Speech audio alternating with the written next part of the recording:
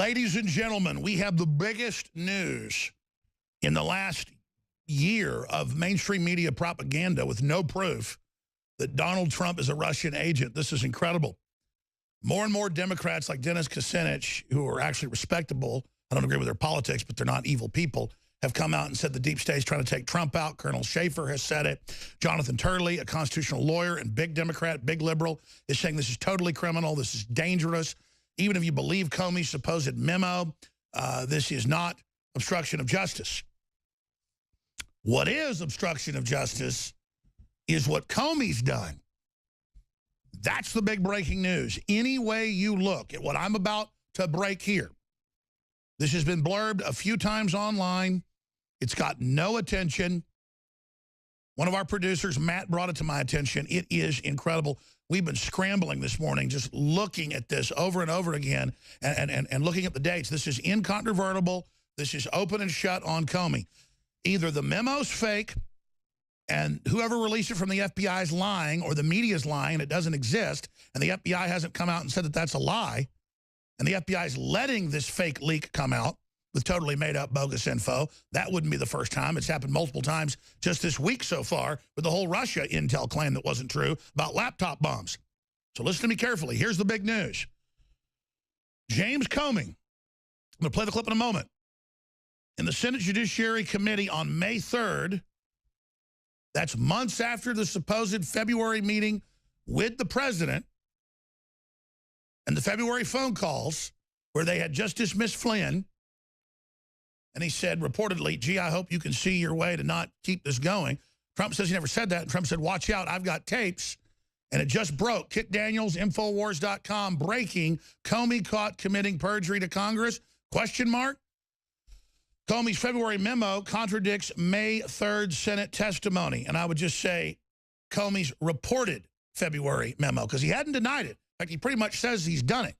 He wants to testify, though, as a government agent next week, not as a citizen. I guess he wants immunity. But, again, my brain is just burning with all the angles here. Let me say it very, very simply. Comey testified May 3rd to the Senate committee, the Senate Judiciary Committee, that there was no outside influence and that Trump had not been trying to influence the Russia investigation and that the FBI had not been told to stand down. This is months after he reportedly meets with Trump in person and writes this memo where Trump tried to encourage him to drop any type of stuff going forward against Flynn. So, is the memo fake and the FBI leader is going along with the lie? Did he really do the memo and it's true Trump did it, but then Comey perjured himself to Congress and said he hadn't been influenced, or nobody tried to influence him? Any way you slice it, they have been caught in red-handed perjury and fraud and lies. The lesser of is the FBI knows the memo's fake and doesn't exist and has let somebody put out a fake leak and let the lie go out there in an attempt to bring down the president. That's the lesser crime, and it's serious. There's so many crimes there it makes your head spin. Or Comey did have the meeting, did do the memo, and perjured himself to Congress. Or the memo's perjury. There's no way out of this now. No way out. You're about to find out about the providence and the luck of the United States of America, because God loves children, drunks, and the United States of America. Good thing I've got all three of those covered. I'm just joking. We'll be right back, ladies and gentlemen. But I tell you, they're going to have a lot of trouble covering this one up, and it's hiding in plain view. We're going to play you the video clip that sinks the whole lie on the other side of this break, and we've got just so much giant news, it's redonkulous. The attempts to sabotage our republic will not be met with silence. We are resisting, and we are the resistance to globalism. We are the rebirth of the republic, the rebirth of America. We are the InfoWar. Thank you so much for joining us. Big demonstration at the FCC in D.C. today by Occupy the FCC that wants Obama's so-called net neutrality. that is an internet takeover. Oh, we're all for net neutrality. They just call their net neutrality takeover net neutrality. It's not net neutrality. Just like North Korea is called the Democratic Republic of North Korea. It's not democratic. They don't have elections. FCC kicks off effort to roll back net neutrality rules, which aren't net neutrality rules. It's what Obama put in to take over the internet as if it's a, quote, public utility and regulate it. Are there dangers under this new FCC proposal for control? Absolutely. That's the nature of government. But the Democrats have dumbed it down that we just want net neutrality, and Alex Jones is against it. And so what are they out there doing? There are signs up on Infowars.com. We have the article. We've tweeted it. Ban Infowars, hashtag net neutrality. Story is up on Infowars.com. Ban Infowars, hashtag net neutrality. And then here's another one. Ban Breitbart. Ban Drudge. They've got the communist red fist there. Ban Drudge. There's images of that. And then we've got the official organization saying that they would be there as part of Occupy, the FCC. We're camping out day and night on the FCC's doorstep to defend net neutrality and keep the internet free from discrimination and slow lanes. And the discrimination they want banned is Matt Drudge. There you go. And then we send a crew out there, or we find the tweets online. Where it is some of the locals do have a crew that's going to have some HD footage uploaded soon, because this is just happening as we speak. Net neutrality protesters leave messages on doors in FCC chairman's neighborhood. This is the type of harassment that's going on. Net neutrality protesters rickroll Trump's FCC chairman. So, they're for free speech. They want Drudge and Infowars and Breitbart banned. Aren't they sweet? Aren't they nice? Aren't they cute? And it's a bunch of communists out there, of course, that are doing all this. The alt-left targets Ajit Pai, who has explained that the Obama's takeover of the FCC with the law that's still in place ends the freedom that we have on the internet. It brings FCC control. Now, before I get back into that huge story, here is the Gigantor news. And I want to be clear. I'm not going after the former head of the FBI, Mueller, because I've got some axe to grind with him. I've got a lot of sources, like Dr. Corsi that's coming on later, that thinks this is a good idea and that he'll do a good job and that he's this patriot and war hero from Vietnam and the rest of it. And then I've got other people that are really concerned about his connection to the Bushes and the aftermath of 9/11 and the cover-ups that happened there. That doesn't matter to me when it comes to this case. I'm going to coldly look at him as this special counsel, they were calling it a special prosecutor, over what the president has called is the most unfair treatment of a president ever. And I totally agree. Look at the crimes of the Clintons. Look at the crimes of Obama. Look at them just engaging in all this insane anti-American behavior, funding ISIS, funding Al-Qaeda, Benghazi. The list just goes on and on. Opening our borders outside of law, violating the law, not even testing people for diseases coming in. It goes on and on. Targeting with the IRS Christians and conservatives and libertarians and veterans groups, and admitting in their own memos they're going after people for their ideology. This makes Nixon look like an angel.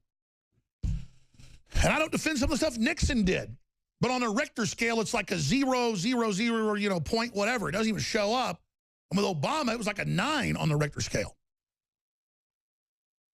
So what business does the FBI have doing this to President Trump when all these months into these investigations, even the Reuters today admitted no evidence of Russian collusion. There's nothing there. With the Clintons, they're in bed with the Russians. It's crazy. The uranium deals, the energy deals, the secret meetings, all the things they claim Trump did. Now here comes the trillion-pound gorilla on Mueller. Former director Robert Mueller. Here's the big news. He testified, I'm going to play the clip here in a moment, to the Senate Judiciary Committee on May 3rd. We have links to the full testimony on Infowars.com. And they asked him, under oath, and as a federal employee under the executive branch, they asked him, has anybody tried to influence this investigation? Has anybody from the Trump administration or connected to him tried to get you to drop this? And he said no. And, of course, he goes into the same arguments that, oh, Loretta Lynch, you know, just had a general discussion with Clinton, but it wasn't about anything specific. It was just people's opinions about cases.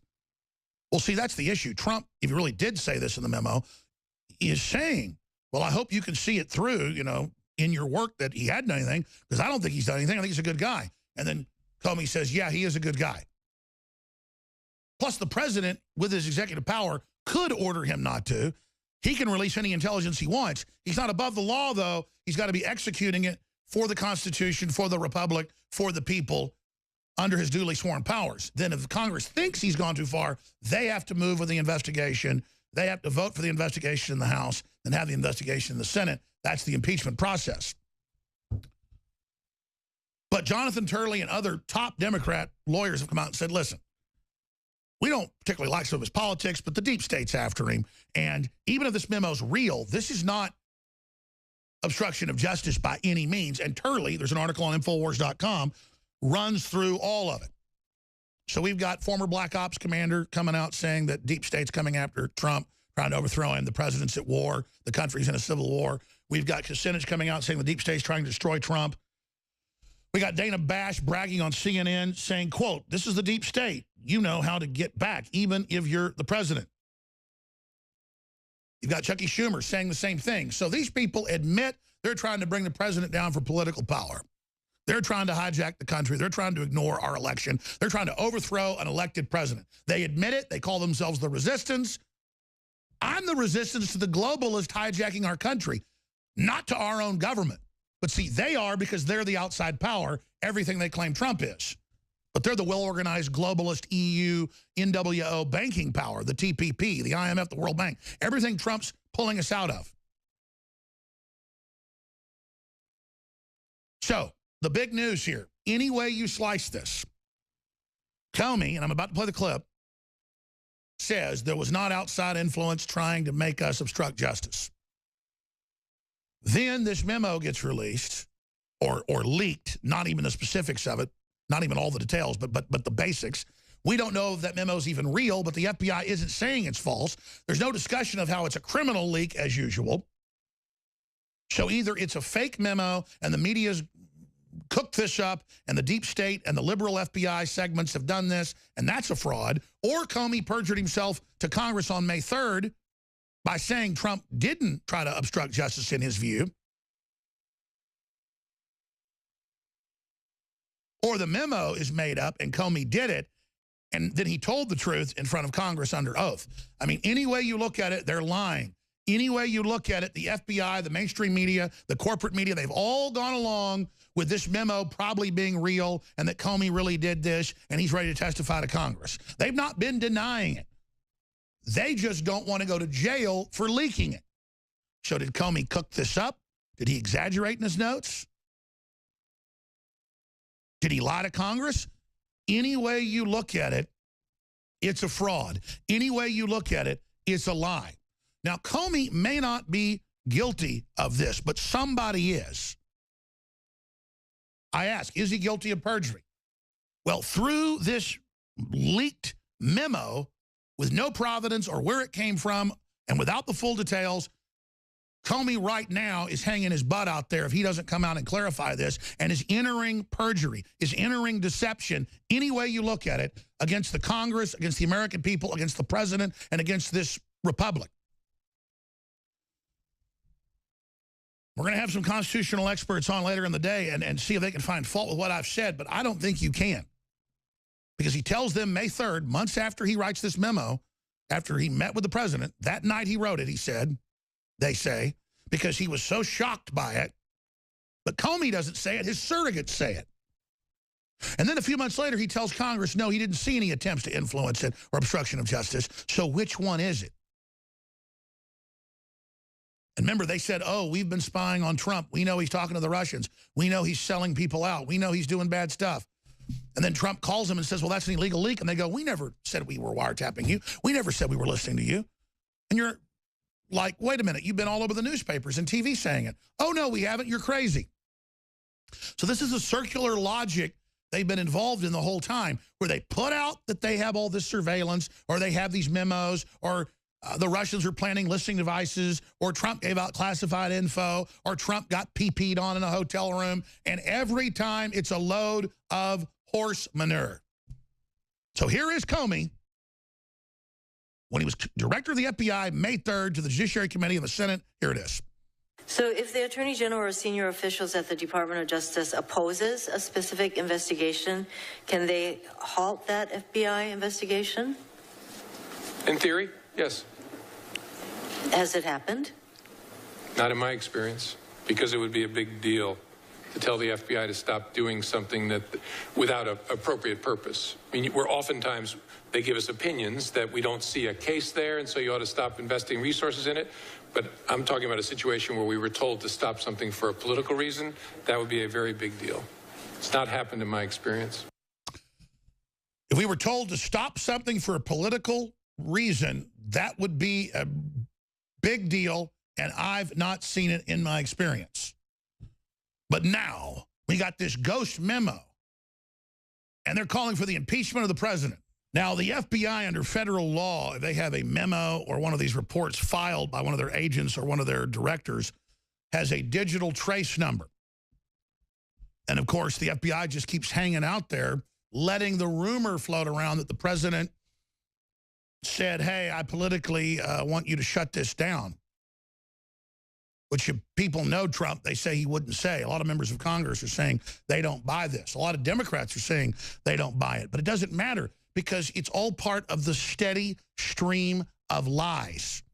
And that's why Trump said, days before Comey's surrogates released this story about this memo, this ghost memo, that Trump said, you better watch what you do, buddy boy, because there might be tapes.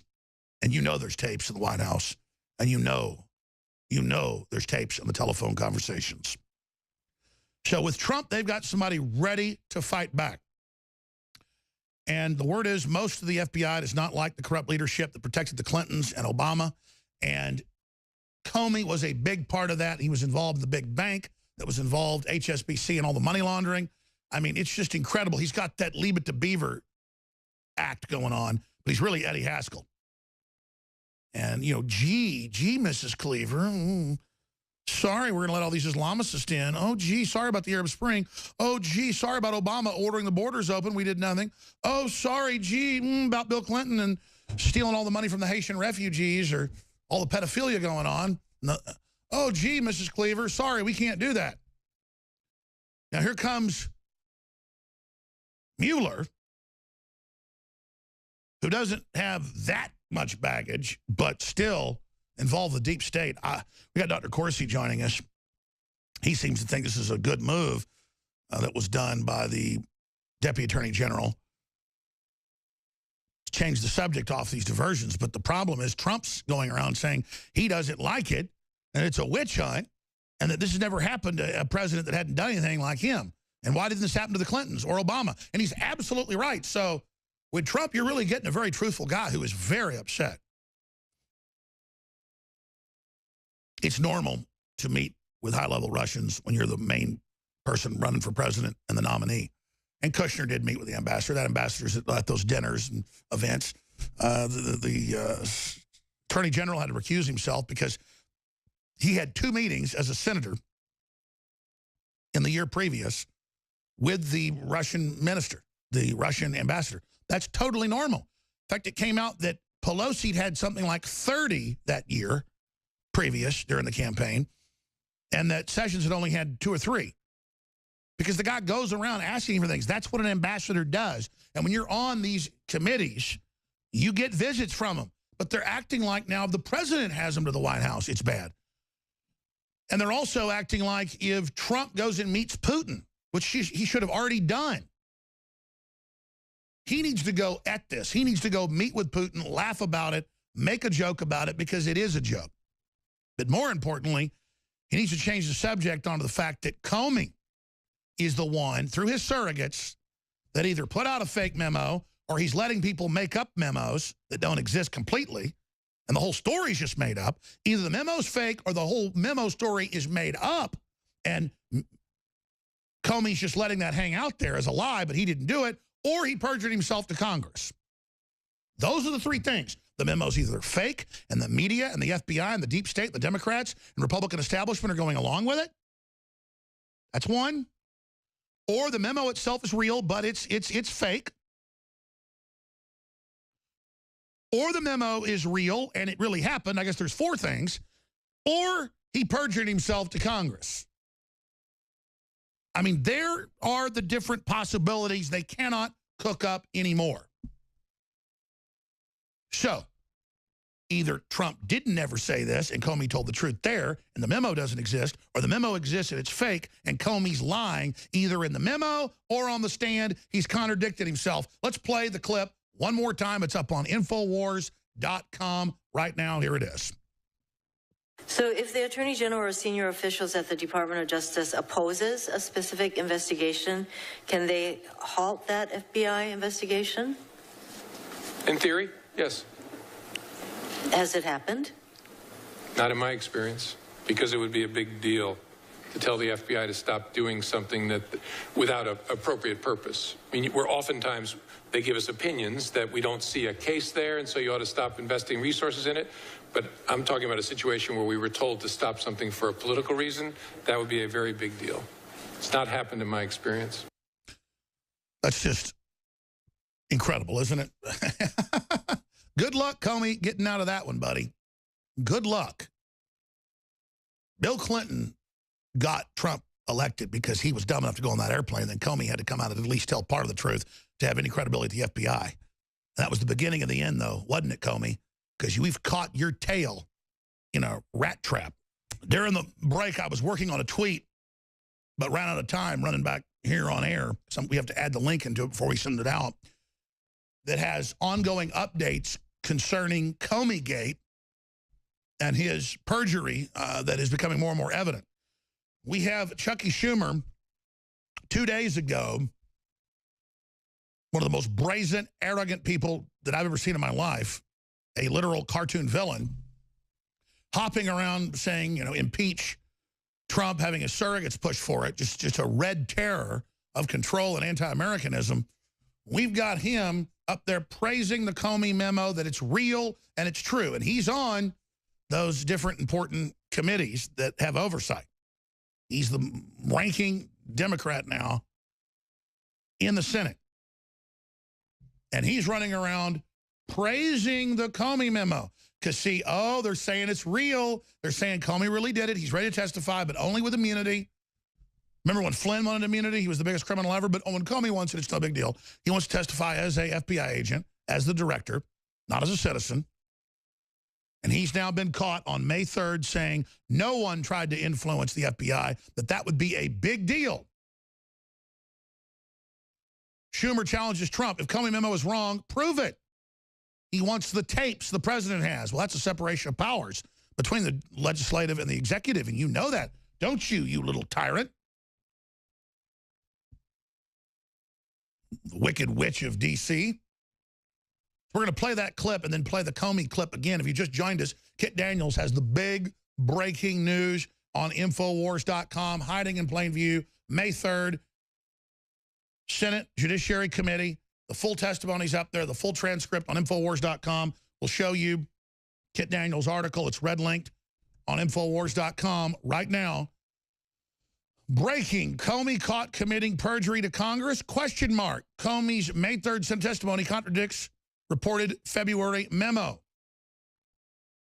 And they're now saying that memo is his, but they don't want to show us the actual details of it. They just want to paraphrase what's in it. At most, it's the president saying he's a good guy, he didn't do anything. This witch hunt needs to end. But, you know, I hope you can see it to do that. I mean, I hope in your investigation it ends that way. I hope this guy's innocent. That's not obstruction of justice. Plus, he's the president. There's a higher standard of obstruction of justice when it's his own agency he controls. And Jonathan Turley, the big liberal professor, is out in the news today saying that, and so is everybody else, because it's a fact. So the president didn't do anything. And he sure didn't commit all the crimes of the Clintons and all the rest of the garbage they've been involved in. But they're everywhere saying impeach, impeach, impeach. And the seediest Democrats ever, with investigations on almost all of them for all the big city corruption they're involved in, they're running around saying, bring us the head of Donald J. Trump on a platter. And MSM saying, kill him. Oh, and then even talk show hosts who have late night shows on TV are having to apologize and say, I'm so sorry I ever was nice to Trump and ever, you know, rubbed on his hair and showed it was real. I don't like him. Please don't fire me. Please don't take my job. And then Allen just lost his TV show. Tim Allen. He can't believe he lost his show, but they said because you're political, you're supporting free speech. We don't do that. And then we have footage today from the FCC in D.C. at the Occupy the FCC event with the Democrats and the communists. They're there in their communist outfits, their red fists, their red bandanas, with Infowars.com, DrudgeReport.com, and Breitbart.com signs saying, ban us. And their official literature says, ban hate. That's the net neutrality of Obama. That's the Soros-funded net neutrality where we're taking the internet over, the FCC is, and the Democrats are, to keep it safe. So Hillary intended to do all this when she got in. She said she was, but see, Trump got in there, but the deep state said, we don't care. We're going to just move forward right now. So we've got this special counsel, special prosecutor, they're calling it both, that they've put in there, Robert Mueller, we'll see, former FBI director before James Comey. But the big news is Chucky Schumer says the memo's real. But nobody gets to see a copy of it but the Washington Post and the New York Times. And then we've got Comey. We've got Comey in his testimony. I want to play that first. May 3rd, hiding in plain view, Senate Judiciary Committee, saying no one tried to influence the investigation. That'd be a big deal, and no one. This is him 2 months later. 3 months later. February, he's meeting with them repeatedly. February, March, April, May. 2.5 months later, on May 3rd, he's in there telling him on C-SPAN 2 to the committee that it's just ridiculous. He's never heard of such a thing. While he's got a memo, he's filed that his surrogates are shopping around and saying, that's intent, is obstruction of justice. And he's ready to testify to Congress as long as he gets immunity. When we have him dead in the water. So the minute he says that memo's real, and the minute he interprets it as an attempt to obstruct justice, he has now committed perjury on one end or the other. Here is Chucky Schumer. On the topic of Mr. Comey, if the president has tapes of his conversation with Mr. Comey, we ought to be able to review those tapes as well to see if the president pressured the FBI director to shut down an active investigation. The Times reported that Mr. Comey kept contemporaneous memos of his conversations with the president. And Mr. Comey has a reputation for accuracy in those memos. Oh. Okay, so this is a real memo. And, of course, they've been saying that for days. But I just want to get it clear. The leading Democrat in the Senate says it's real. And it's accurate. It's like the Word of God, like Moses took it down from Mount Sinai. Okay, this is from the ex-cathedra. This is like from the Pope. This is absolutely the Word of God. So he perjured himself. In the words of Darth Vader, I have you now. Now let's go to the clip we're talking about that's on Infowars.com that needs to go mega viral right now. Here it is. So if the Attorney General or senior officials at the Department of Justice opposes a specific investigation, can they halt that FBI investigation? In theory, yes. Has it happened? Not in my experience, because it would be a big deal to tell the FBI to stop doing something that without an appropriate purpose. I mean, we're oftentimes, they give us opinions that we don't see a case there, and so you ought to stop investing resources in it. But I'm talking about a situation where we were told to stop something for a political reason. That would be a very big deal. It's not happened in my experience. Not happened. The FBI director at the time. Not happened.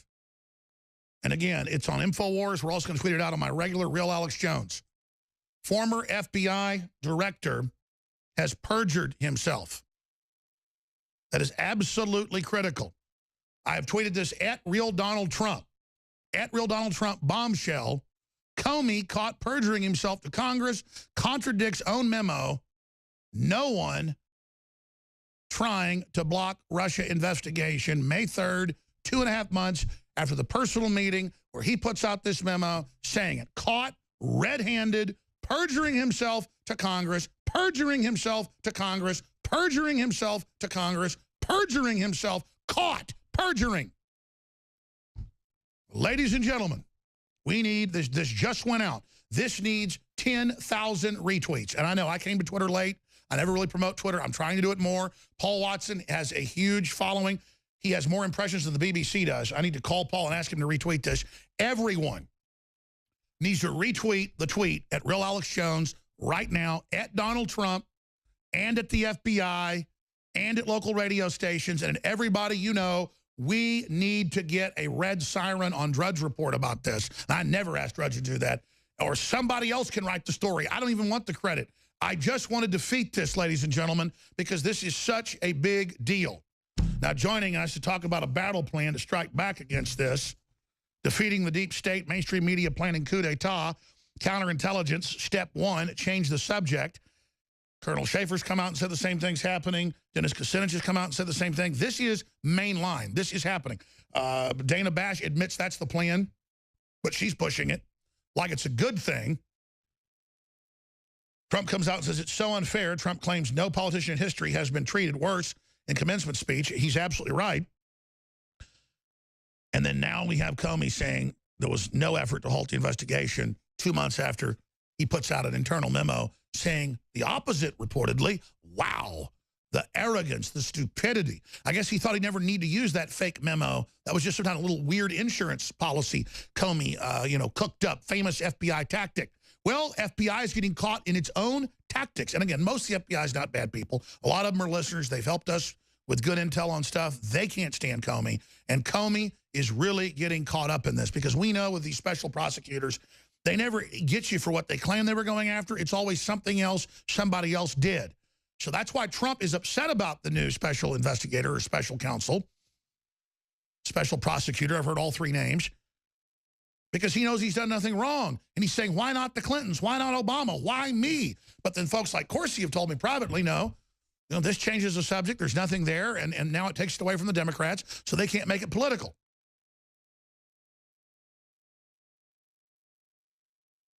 Now, we also have another story on Drudge that's a Paul Joseph Watson article that we're going to get to. Police department stocking up on riot gear in preparation for Summer of Rage. Soros has doubled the amount of money for the anti-police, anti-free market, anti-Trump people. Believe me, they're in my face all over the place when I'm on the streets of Austin. So things are escalating quickly. To break all of this down is Dr. Jerome Corsi. What a time, Doc, to be alive and to be seeing all this unfold. First off, and we'll hold you in the next hour if you can, because we've got a lot of angles to cover here. What do you make of the Comey testimony surfacing and the fact that this has been hiding in plain view for the last week with really nobody else pointing it out? Well, I think Comey has a serious problem in that he's made it clear in testimony under oath to Congress that there was no interference politically in his investigation. And clearly the investigation has continued. So there's no effort, and there's going to be no documentation that President Trump did anything to really stop the investigation. I mean, I can show you things that Richard Nixon did to stop various actions of Congress, et cetera. This is dramatically different. And the conversation that President Trump had with Comey in the White House, first of all, we only have one side of that conversation recorded. And President Trump only said, please, is there any way you can let up on? That's very different from, I'm ordering you to stop the investigation. That order was not. Well, plus he said, if you believe the memo, see your way. Your way means your investigation. See it your way, where it's in the right. I don't think he's done anything wrong. He's a great guy. Yeah, he's a great guy. But even if that memo's real, they've let the media put out that this is some type of obstruction of justice. So they're guilty of slandering and defaming the president and allowing a lie to be put out based on his memo when he's perjured himself saying that he doesn't believe that's what it is. So either way you slice it, it's defamation, it's sedition, it's disinformation campaigns against the president with the colluding media, or he's perjured himself. Which is it? Well, and I think you're right. And what I'm pointing out in this article is that, and how to compete against this disinformation campaign, because the entire Russian collusion is classic disinformation. It's a lie. There's no basis for it, and there's no evidence. Here's an example. I was watching a Newsweek clips this morning on YouTube, and I was watching Washington Post video clips, and they're all saying even Sessions got caught working with the Russians and tried to cover it up, so he had to recuse himself. He never got caught. He never did anything wrong. So they're just lying on every front. Well, that's the whole purpose of the mem. It's designed to continue its life, even against news and proof that there's no evidence.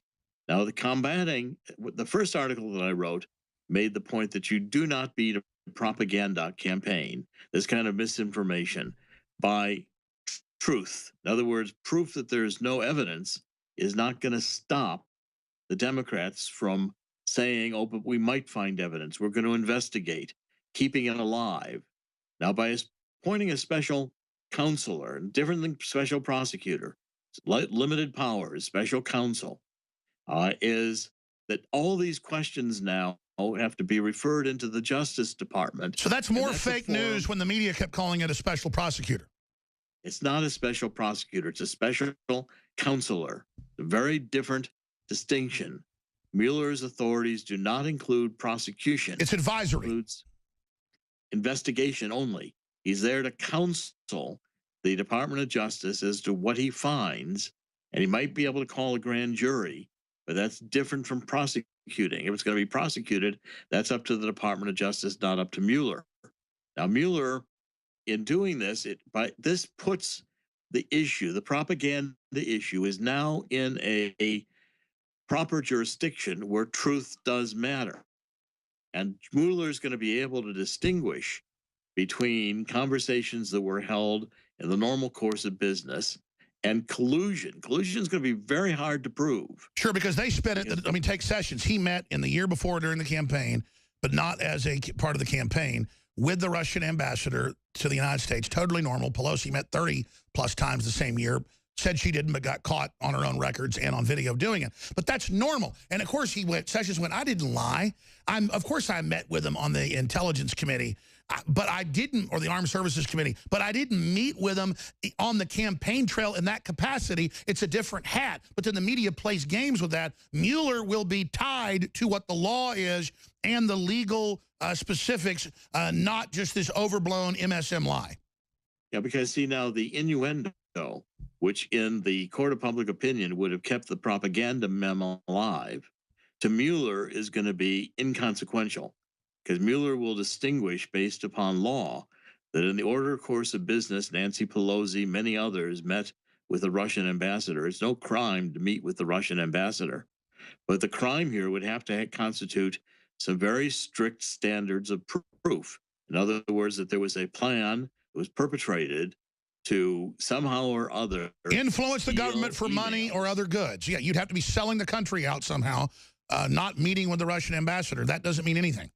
With the goal of throwing the election to Donald Trump away from Hillary Clinton. Now, first of all, even if the emails are out there, there's no proof that the emails affected anybody's vote. So that's a big problem in proving collusion legally. Number two, you've got the issue that it looks like this Rich Seth, the DNC operative that was killed, was the one who released the emails. We're going to come back and talk about that more, and the Democrats wanting to openly ban InfoWars. Stay with us. At real Donald Trump bombshell, Comey caught perjuring himself to Congress, ? Contradicts his own memo, says no one trying to block Russia investigation. We should probably get that 30-second clip itself and upload it to Twitter on our Periscope and actually embed it as a new tweet. We need this to go mega viral. We need everyone to retweet this. It's incredible. We can get 1 million, 2 million views easily on a Facebook video. Same thing on YouTube. I have always been weak on Twitter. Paul Watson has dominated it. I need everybody's help. This is a war, folks. And so many people go, oh, you know, Trump's not perfect, so I'm abandoning him. This is when Trump needs our support. The globalists hate him. He killed TPP. He's brought trillions back to our country. He's building a wall. The illegals are down 43% coming in. He got a conservative appointed. They're going to try to reverse everything if they have their way. Just briefly, we fund this operation with high-quality products, and it's spent years, in the last 7 years, we've spent a lot of time, but really the last 2 years, trying and testing to get a super high-quality line of personal care products. And then finally, because so many companies weren't as the high quality they said they were, or it was too expensive, or they didn't want to work with us. This is one of the top brands in the country, private label by us, now called Emmerich's Essentials. The deodorant, the sunscreen, the shampoo, all of it. Just take the organic mouthwash, 10-to-1 concentrate, ounce for ounce, the same as other organic mouthwashes, but at 10 times less money because it's concentrated 10-to-1. Put a little splash in your glass of water, really strong mouthwash, herbal, really powerful. No reviews yet because we just started selling this 2 days ago, but this is private labeled, a brand that's been around for more than 20 years. The owner is a great patriot. He's working with us. This is so exciting. Everybody at the office that has tried this loves it. My family has used it. They cannot believe how good it is. It's 20% off than the national brand in stores. Not just national brands, but the very brand in stores. And then 25% off when you sign up for auto ship. Other stuff we have is 10%. I want you to see how great this is. That equals 45% off on Emmerich's Essentials out of the gate. And that way you get it each month or every 3 months, 4 months, however you want to sign up. You can quit auto ship anytime. So you could, go sign up, get the 45% off, and then, cancel not getting it the next month if you want. But I hope you'll stay with us because we need the funding to build this independent media operation. You see how we're under attack because we are having an effect, because we have the sources, and because we're not cowards, we'll tell the truth. Emmerich's Essentials, organic mouthwash, 10-to-1, natural herbal body wash, shampoo, the natural zinc oxide that's not nano, so it doesn't go through your skin and become toxic. It's the best out there. Very, very low prices. Natural deodorant without the heavy metals or without the other garbage or additives or the aluminum or the titanium.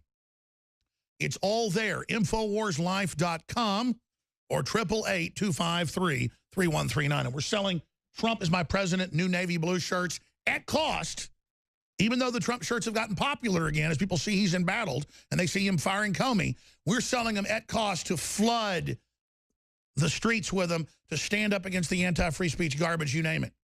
$4.95, whether it's a small or an XXXL.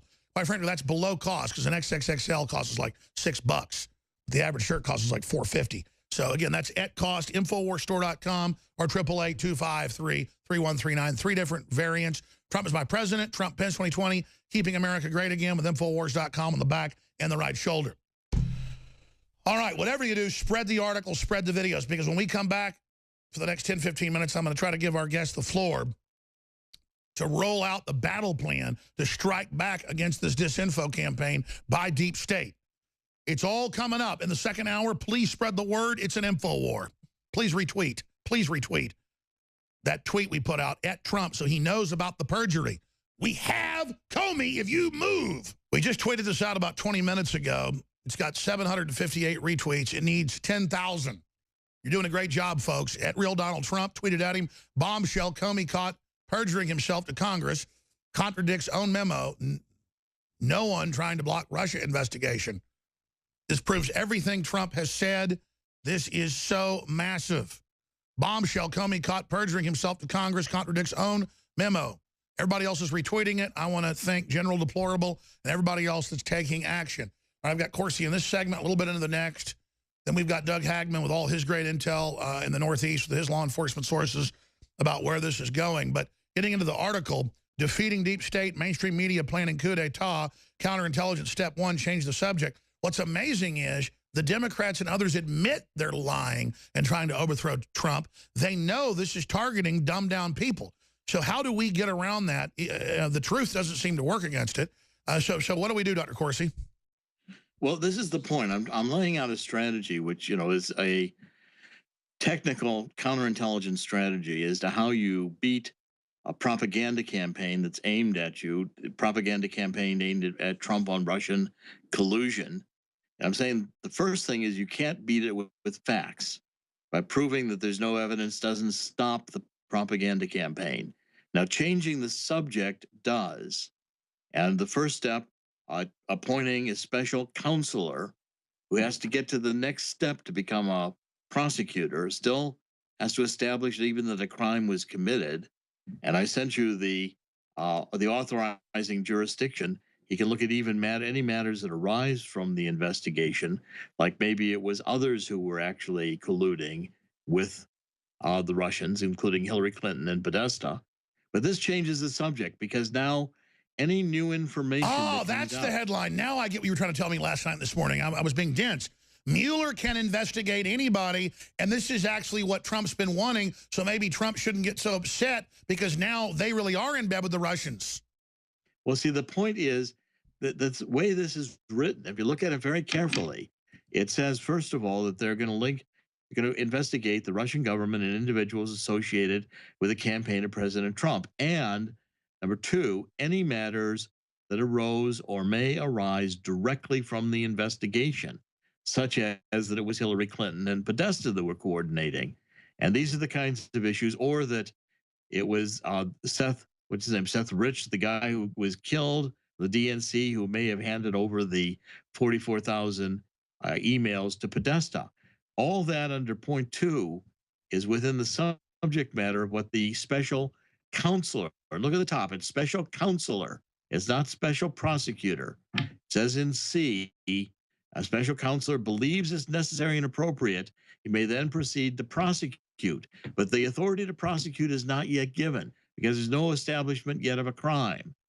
Now, President Trump may feel this was written against him and should have also included Hillary and Podesta and the others, but what it does is it changes the subject because now any new evidence that comes up, all the White House has to say is it's under investigation. We're going to let that proceed with the special counselor. This is going to take a long time. It's not going to be done in a week. And it diverts the entire advance of the propaganda meme in the sphere of the mainstream media. Sure. So then why is Trump upset about it? Well, Trump probably doesn't like the fact there's a special counselor mentioning him by name in point 1, and he probably hasn't thought it all the way through yet. But in fact, it's a very, very sophisticated move to stop the Democrats from developing the story every day in their partner, the mainstream media. That's now blocked. All right, let me ask you about the rumors that this could be a deep state move to destabilize Trump, make him resign, and then put Pence in, who they've been keeping, out of the whole Russian thing since day one. Let me ask you about that straight ahead. And we've got to get to these other steps that he can take, because it's very important. All right, and we'll get to those, and then we'll also hit the FCC demonstration today, where they called for InfoWars to be banned with signs. Here's Chucky Schumer. The topic of Mr. Comey. If the president has tapes of his conversation with Mr. Comey, we ought to be able to review those tapes as well to see if the president pressured the FBI director to shut down an active investigation. The Times reported that Mr. Comey kept contemporaneous memos of his conversations with the president. And Mr. Comey has a reputation for accuracy in those memos. So if the Attorney General or senior officials at the Department of Justice opposes a specific investigation, can they halt that FBI investigation? In theory, yes. Has it happened? Not in my experience, because it would be a big deal to tell the FBI to stop doing something that without an appropriate purpose. I mean, oftentimes they give us opinions that we don't see a case there, and so you ought to stop investing resources in it. But I'm talking about a situation where we were told to stop something for a political reason. That would be a very big deal. It's not happened in my experience. You take on the intelligence community, they have 6 ways from Sunday at getting back at you. So even for a practical, supposedly hard-nosed businessman, he's being really dumb to do this. What do you think the intelligence community would do if they were motivated? I don't know, but from what I'm told, they are very upset with how he has treated them and talked about them. And we need the intelligence community. We don't know what's going on. Look at the Russian hacking. Without the intelligence community, we wouldn't have discovered it. Oh, no, we wouldn't have discovered the foreign outside enemy force overtaking the country like globalism, right, Schumer? So notice you got Schumer 2 days ago saying, thank goodness for Comey. He's the best guy. He's so known to be so accurate in these memos. When Schumer said he's horrible, he should be fired over and over again just a few months ago, and Hillary just 2 weeks ago. But now, oh, Comey's their best friend ever, and, you know, we need these tapes. And then we play you a tape from May 3rd of Comey saying never happened, didn't happen, 2 months after the supposed memo. You could not discredit Schumer more. Then we cut to a clip of Schumer with President-elect Trump saying, watch out, the intelligence community has a way to bring you down. Clapper said, shut your mouth. Brennan said, shut your mouth. I mean, the arrogance of these people is incredible. Dr. Corsi, finishing up with your article on Infowars.com. Defeating the deep state, the battle plan, mainstream media plan coup d'etat, counterintelligence, step 1, change the subject now with a special counsel who can also investigate the Democrats. Step 2, what else? Well, if you just take a look, I mean, this is how you basically get this Russian collusion mem to recede into the background. Just truth isn't going to do it. Let's take for an example, let's say that it develops that it's justified and necessary to have a war with North Korea, that we have to attack North Korea. Now, I'm not recommending that we do attack North Korea, and I'm saying as an example only, let's assume it comes to the point where it's absolutely necessary to attack North Korea to reduce their nuclear capacity. The minute that happens, the news cycle is going to get 100% taken by the North Korean attack. And the mem on Russian collusion disappears immediately. There's no oxygen for it. That's an example of changing the subject. Next week, President Trump's going to go on this overseas trip. Saudi Arabia, the Vatican. He's going to end up in Israel. Going to go to Belgium for a NATO's meeting. He's going to be in Italy with the G7. He's got plenty of opportunity to change the subject, to force the mainstream media to cover the news he's creating in foreign policy. And the Russian collusion mem now goes in the background because we can say, wait a minute, well, that's all Mueller. We can't talk about it anyway. It's under investigation. It's all going to be referred into Mueller. And by the way, anybody who leaks anything like these notes from Comey or anything else is now committing a crime violating the special counsel and violating the potential he might create a grand jury. So, you know, you've got a new crime created for any more leaks.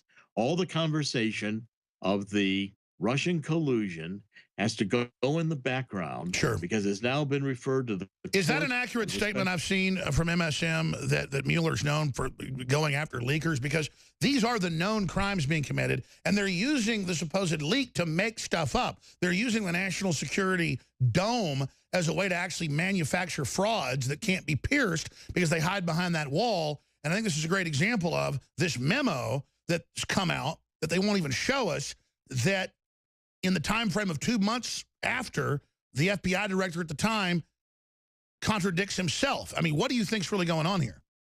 Well, first of all, the point I'm trying to make is that the power of the presidency is so great and so extensive that the president can change the subject anytime the president wants to. In the Clinton administration, it was the Wag the Dog movie, if you remember. Sure, blowing up aspirin factories, you name it, the thing what Trump did with the missile strikes in Syria. But I'm saying if it's done legitimately, not as a Wag the Dog. I'm not advocating a Wag the Dog. I understand. But if it comes out legitimately that we have to take action militarily in North Korea, immediately 100% of the news cycle gravitates to that subject. And the Russian mem is pushed to the background. And we're not calling for that. The point is, those are the type of things that could come to the fore. What are other current crises that are going on that the president could go after and legitimately distract from this giant anti-American lie that is publicly designed to bring down the country into globalism? Well, let's say the president goes into Israel and comes out of Saudi Arabia with an agreement. There's going to be a type of a NATO formed among the cooperating Muslim countries to go after ISIS, and Israel agrees to apply intelligence to it. And there's new potential that there could be a breakthrough in the Middle East, fighting ISIS with a combination of Israel in the background and the Saudis, perhaps the other forces. Sure, that'll be seen as another giant victory. And, of course, the word is that's why they leaked this fake thing that Trump leaked info on Israel about the bombs and laptops when it was in the news 3 months ago, was, again, to try to spin the narrative going into Israel because they don't want Trump to be able to make deals and have peace. But it's going to be the news coming. The president has the ability to generate news that will command the attention of the media. Even the image of Air Force One landing in Saudi Arabia and Israel, landing in Brussels. This is the kind of news that's going to dominate. It has to be covered. Going to have to be shown on NBC and CBS and CBS, and will be covered by the mainstream media. And the public not following all the details of these crises are going to see the general image of the president being presidential and creating international policy, which they like. It's the same thing in the domestic era. The president comes back and either signs new executive orders or implements them, reducing crime. Absolutely. Now, let me shift gears here. What about having the attorney general do his job and go after the Clintons for Comeygate, which is open and shut? They've been on their payroll, as you know, for almost 30 years. Missile secrets, you name it. What about going after them for the Pedogate and Jeffrey Epstein? What about going after them for all the other crimes they've committed? What about the best defense being a good offense? All good ideas, all good ideas. But the point is, when you're combating a disinformation campaign, you've got to shift the subject. You can't rearrange the furniture in the room. In other words, to say, well, the Clintons did this or the other people did that. It's pointing fingers around, but you don't shut that dynamic down. You don't shut it down. I mean, this is a psychological technique. Well, I don't know. I think Hillary getting indicted, I think that'll change the subject real quick. I agree. It would, but I'm saying, somebody comes into a marriage counselor and says, I think I've got marriage problems. Well, that's now 3 years of marriage counseling, and nothing ends up changing in the marriage, as opposed to somebody saying, I want a divorce. I've got a lawyer. Now everything's changed. I'm trying to find the kinds of techniques that work to change everything immediately. Sure, let's shift gears, and I'm going to continue to check in with you as articles break. What about this whole other story that's on Infowars.com of the FCC protest, Occupy FCC, run by this George Soros-funded group, with ban Infowars signs, ban Breitbart signs, ban Drudge signs. We'll put that article from Infowars.com up on screen as soon as we can for TV viewers. And then you go to their actual website, they call for us to be banned. We've got members of Congress. That's why they're trying to call me fake news and do all this stuff to try to get us to, shut down, is because they want to set the precedent for this. This is crazy. What do you think's going on here? Well, and by the way, we did this very quickly this morning. Kit put it together, but if you would put my byline on there as well, because I wrote the copy on this. It's a very important article because you've got the protesters out there. Makes it clear that net neutrality is about censorship. It's about banning Infowars. It's about banning Breitbart. And what my article says in the text of it is that this is the direction it's been going from the beginning. And there's their sign: stop the hate, regulate. And that's this Soros-funded Occupy FCC group that's going to the house of the head of it and everything else. It's crazy. Right, or perhaps maybe I wrote an article. I'd like my article to be posted, the one I sent to Kit. I'll send it again because I did a narrative. No, I understand. Listen, they've been scrambling. We're trying to hire more folks. Kit's doing the job of 8 people. We'll get your article up with the photos as well. It came in so fast. I'll resend it again. Yeah, here's your article. Alt-left demonstrators at FCC support Obama-era net neutrality censorship rules with ban Drudge and ban Infowars and ban Breitbart signs. Yeah, I mean, that's it. Like Soros-funded Democrats want Drudge banned at FCC. I mean, there's the headline. There's your article. I've got it, even though it hasn't been fully posted. I think what happened is Kit was already on it as that was happening, and it's kind of added your stuff in, but we'll post that separately with the photos as well. I'm trying to hire 2 or 3 people to help Kit. He's kind of taken on the job of editor and everything else. I'm not complaining. What I wrote in there I think is very important to be published because it will be. It ties it together to explain to people that net neutrality is not about net neutrality. It's a cleverly That's right. We support phrased net neutrality. Obama called the takeover of the internet last year net neutrality. That's not what it is. It's not. It only affects. And the people there protesting from the Democrats have signs saying ban the hate on official website and official signs, and then handmade ones saying ban Drudge, ban Infowars. This is crazy. All right, Dr. Corsi, thank you so much. They hate us because we'll show you a clip of Comey saying that nobody tried to influence the investigation 2 months after he wrote this memo saying the opposite. We'll expose perjury. We have a memory. By the way, Corsi broke the story about the Fannie Mae and Freddie Mac. That's now confirmed again today. All right, syndicated talk show host, author, researcher, police and law enforcement trainer, Doug Hagman of HagmanReport.com is our guest. I appreciate him holding while I had Corsi finish up with that breakdown. He'll be with us for the rest of the hour. There is so much to get into. I got a lot of questions for Doug, but I want to get his gestalt, the waterfront of where we're at right now. And in the next few segments, I've got a bunch of clips with Democrats going, this is deep state. We're going to bring Trump down, and we're going to shut down the free press, and we're going to kick the Republicans out of Congress. We're going to take the whole government over. Everybody's a Russian. And, of course, there are some Russians trying to manipulate our elections. Every country does that to other countries. But we had all the globalists piled up in America trying to force-feed Hillary. The Communist Chinese, the Pope, the EU, all of them. I mean, hell, Obama runs over to Europe to try to stop Le Pen. What do they go? Oh, the election's thrown out. Obama's over here. That's part of politics. But it's not. So, again, we're joined by Doug Hagman here, HagmanReport.com. This is a short segment, long segment coming up, but I'm going to go through Eben Kucinich saying it's a deep state takeover, Jonathan Turley saying it, WikiLeaks saying it, Colonel Schaefer saying it, because it's the truth. But let's find out what's front and center for him. He's also pointed out this big Turkish attack on Armenians, the Armenian genocide, the Turk ambassador's house. They won't even allow peaceful protesters. They beat them up in front of everybody. This is who we're allied with against Christians, and that's why they hate Trump. Because Pence has given the speeches about Christian genocide and all that's happening. That's why the globalists hate him. So what do you think's really going on with all this craziness right now, Doug?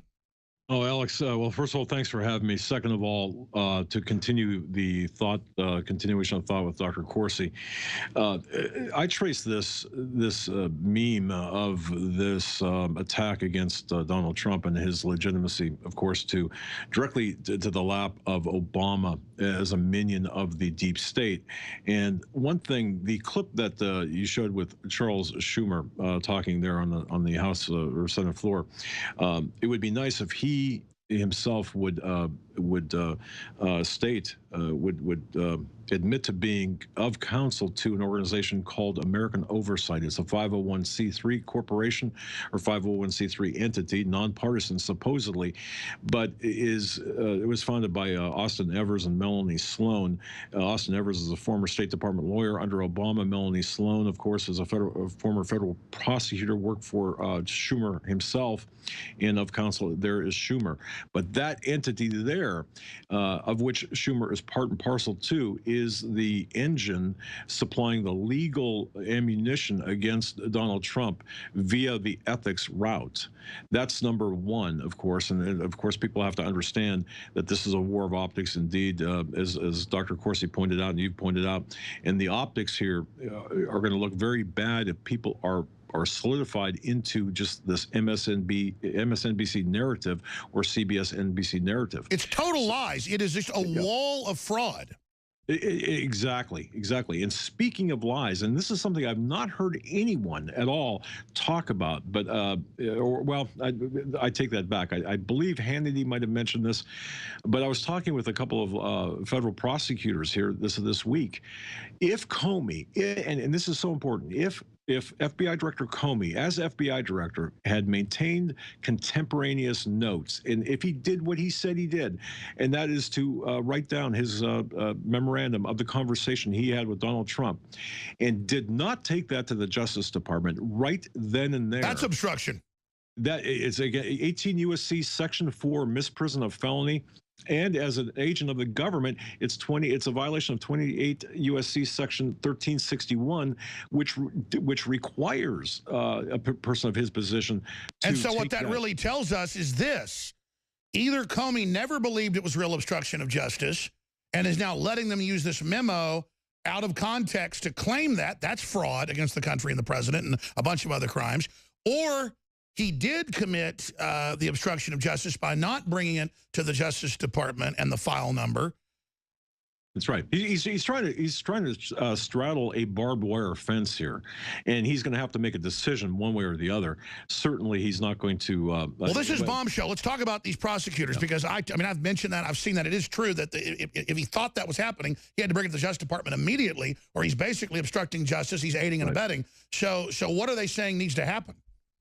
Well, somebody is going to need to pressure, and this is going to have to come from the Department of Justice, the current Justice Department, to go in and to subpoena the records from Comey to determine whether or not those were contemporaneous records, and then from there, use that perhaps as leverage. All right, stay there because you're an expert on this, I know. Let's walk through then how you think this could break, because you were the guy that broke here on the whole WikiLeaks and the laptop and the pedophile stuff, the underage girl, which all came out. So you've got great sources. Where do they think this is going with Doug Hagman? Stay with us, folks. I want all the listeners to understand something. I never thought I'd be in this position, but this is not about being a talk show host. It's not about being popular. This is now war. And the Democrats admit it's a war. I've been telling you it's a war. They now say it's a deep state war to bring Trump down because he's actually trying to turn our economy on, and is going with policies of production and of family and of an honorable civilization and of the president actually being the president. He killed TPP. He got a conservative justice on. He's over-delivered. But a lot of people want to jump on the bandwagon that he's not perfect or, oh, he's done for, let's move on, because you don't want to be associated with somebody that's destroyed. Now, I'm not comparing Donald Trump to Jesus Christ, but Jesus Christ was destroyed, then rose again.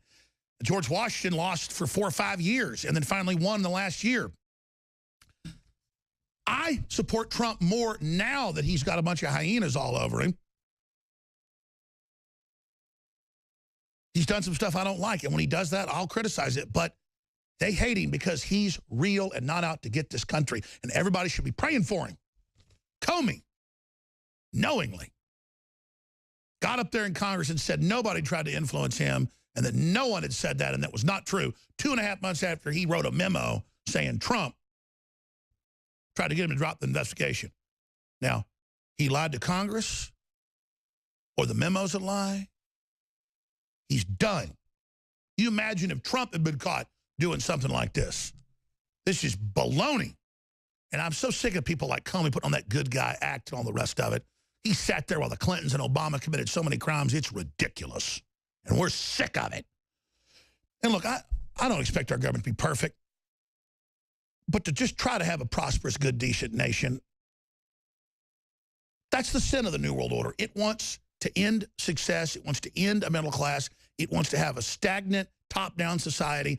And that's why our own agencies, who I've been big critics of them, but in this election, they were MVPs getting intel, the American people, to defeat Hillary because she was so bad. Our military said no to backing al-Qaeda and ISIS in Syria 4 years ago. They finally hit rock bottom and found their soul again. So I want to commend the government when it does the right thing, but Trump is so obviously hated by the corrupt elites. We're going back to Doug Hagman here in a moment. Here's breaking news. U.S. forces strike pro-regime forces in Syria. U.S. aircraft conduct airstrike on Syrian army convoy. The U.S. sent aircraft to strike Syrian regime vehicles today that violated a deconfliction zone set up around Al-Tanaf, an army base where special forces are training Syrian militants. Syrian militias. CBS News national security correspondent David Martin reports. And that's exactly what I was worried about. McMaster wants 150,000 troops. He's got Marines and heavy artillery, about 20,000 troops. They told the president, we need these as a backup in case Syrian forces, while we're driving on ISIS, come and try to attack us. Well, the Syrian forces were coming in that direction, if you believe this report out of CBS News and the Associated Press, and so our aircraft had to take them out. Will this escalate now into a bigger crisis? Because you know Trump didn't authorize this. You know that this was already demarcation lines set up. And do you really think that the Syrians crossed that line knowing it would bring the United States in? Is this a provocation, a Gulf of Tonkin-like event to get us into something wider? Or is this what Corsi was talking about an hour ago and to me on the phone last night about distracting from those trying to bring the country down? And I'm not a Machiavellian. I don't support stuff like this. I'm not saying this is going on, but it doesn't look good. But then when Trump still's cutting the taxes and securing the border and going after ISIS and standing up for Christians being murdered and, you know, not letting them sexualize children, arresting pedophiles by the thousands, I go, wow, kind of glad he struck that base and got him off his back. But when does that end, you see? What happens when our guy starts using dirty tricks against the bad guys? Doesn't he become them? I don't know what's going on at this point. This may just be that the Syrian forces belligerently went into a U.S. area and this happened, but that's the danger. The Syrian regime has violated the zone 2 times the past few days, Martin reports. That means they were warned. In one incident, 37 regime vehicles drove within 18 miles of Al-Tanaf, which breached a 35-mile radius of the Army convoy. U.S. aircraft attempted to buzz the regime and the convoy, but then the convoy didn't turn around. They conducted an airstrike against some of the vehicles. Is this them probing? In the second incident, an Army unnamed Syrian Su-22 fighter bomber entered the de-escalation zone and was intercepted by a pair of F-22 fighter aircraft. It remains unclear as to why the Syrians violated the zone. Martin reports that Syrian forces are pushing eastwards towards the Euphrates River Valley, which hints the idea that the regime may have been doing reconnaissance on their flank. Yeah, the United States is pushing al-Qaeda and ISIS out with the Russians. The Syrians want to take back the country and not have the U.S. come back in and hand it over to somebody else. Because the word is once they've kicked them out, al-Qaeda, ISIS, they're going to break up Syria into 3 parts, which is what Assad agreed to do, or at least hold elections. So it looks like the military that made deals with Assad 4 years ago is getting ready to hold him to it. And that's the word from Trump is, hey, they were supposed to get rid of those chemicals. They're at the base. We bombed them to let them know we mean business. But then McMaster says we're going to take out ISIS and we're going to take out Assad. Trump says, no, that's not what we're doing. 3 days after I told you that was what he was planning, because I had my sources, very high level, let's just say that. That was from the president. But we'll just stop right there. So the president is dealing with people not following his orders. At least that's what it looks like to me. But then can McMaster or others trick him into a larger battle? But then that becomes a distraction from all the Russiagate stuff. And so is it a good thing? No, because I don't want to use a war to save the country, because we'll end up destroying the country in the end. Doug, we're all over the map. I want to get back to the bombshell info you were laying out, talking to federal prosecutors about the fact that if Comey thought there was obstruction of justice or an attempt to stop the investigation, he'd have to report that to the Justice Department, or he would become an obstructor, aiding and abetting and a partner and an accomplice to the crime. I want to go back to that in a moment. Doug Hagman of Hagman & Hagman, thehagmanreport.com. But this new information, U.S. aircraft conduct strikes on Syrian army convoy. This is big.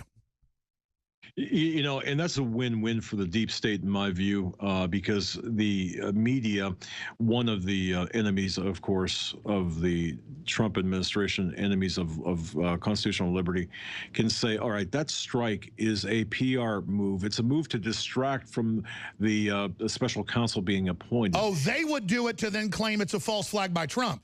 Right. And then, of course, that helps the military, of course, in 2 ways. Number one, the armament supply. And second of all, it further erodes the support for Assad. So you've got, I mean, this is a beautiful tactic, an eloquent tactic by the deep state, in my view, if that's what it is. Sure. Just like 3 days ago, they come out and say that he leaked intel to the Russians about laptop bombs that were on the news 3 months ago. Totally made up, but they just don't care. It shows that the deep state is right there at point blank range. My word is, through the NSA, it's McMaster. Well, exactly. And Donald Trump and the people who actually support Donald Trump are busy playing whack-a-mole with the leakers and with the people who are on the inside attempting to take him down from the inside. You've got to watch McMaster, and of course you've been very good at identifying people like Priebus and Paul Ryan and others. That's not hard. Well, yeah, I mean, but Donald Trump has got a real big problem with the people. I mean, he's neck deep in the swamp. And his friends are. And then we're bitching at him that he's got a crocodile on his leg and a boa constrictor around his neck. Yeah, exactly. So with that particular set of news, and I would expect to see more of that, and in particular, with respect to the military and intelligence and the things, I would expect to see some things happening with Hezbollah. Watch Hezbollah too, making some moves in Israel and the Middle East and such, but and even in Syria. So this is kind of a multifaceted prong attack against Donald Trump and against the optics. Again, it's all about optics to the American people, because the average person who's got their television channel channel stuck on CBS or NBC or MSNBC, all they hear is impeachment, impeachment, impeachment. You know, Al Green gets up on the House floor and says, "Oh, we've got to impeach Donald Trump." But going back to the narrative, which really began after inauguration, shortly thereafter, when they cited 25th Amendment, Section 4, now they're citing when they couldn't really get traction with that. Now they're citing, okay, we've got some, you know, from Anderson Cooper to Chris Matthews and Rachel Maddow, we've got some real dirt here. We've got some real crimes taking place, and this is what my federal sources are saying. Look, there are factions within the FBI. It's chaotic there. I mean, fistfights maybe. You know, I mean, it's almost gone to fistfights in the FBI. It's that segmented because of this. Now, having said all of that, going back to what I said originally, when I spoke with one federal prosecutor who asked that I not use her name, she said, look, the big thing, a big deal on this Comey situation is focus on the 18 U.S.C. Section 4 misprision of felony, because that, if Comey is telling the truth, and if Comey, in fact, has that memo and did so contemporaneous to that event, then he was obligated by law and by his position, and he knows this, where he should have taken that whole memo that he dictated contemporaneously, taken that, walked it over to the DOJ, and said, "Look, we've got a problem here." And that's right, because then he's either obstructing or he's involved in blackmail and has opened up his own influence peddling operation. Exactly, but you cannot use, and this is, look, the federal prosecutors deal with us all of the time. You cannot use this as a method of extortion. You cannot put this in a drawer for use 3 months later, as Comey did. And I don't hear, like, again, I don't hear too many people talking about this. Sure, but how much trouble is he in saying 2 months after, on May 3rd, 2.5 months later, that no one ever came and no one tried to block him, when he's got a memo saying the opposite? I mean, he should be in deep trouble. Well, right. I mean, that speaks to, of course, perjury and his own self-impeachment. You talk about impeachment of character, impeachment of facts. There it is. So you can't believe a word out of his mouth now.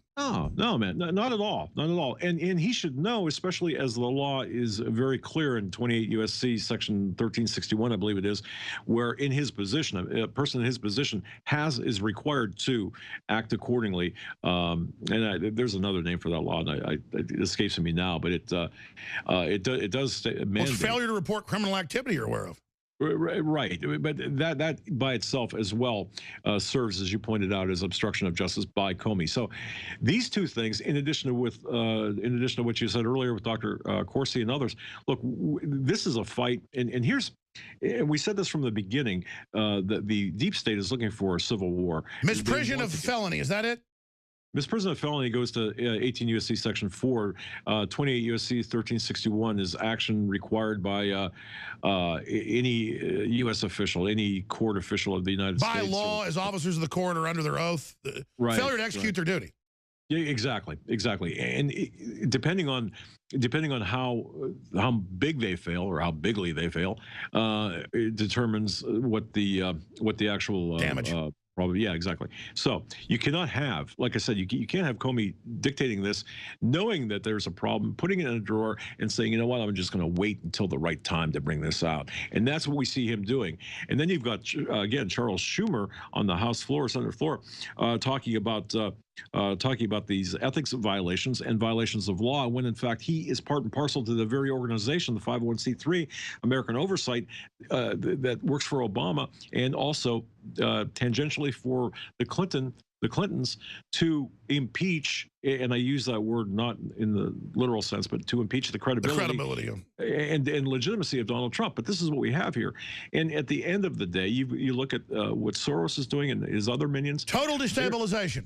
Absolutely, and it's kind of like the guy or the wife saying, "Hey, you know what? If I can't have my wife or my girlfriend, I'm going to kill her. My husband, that's right. No one's going to have her."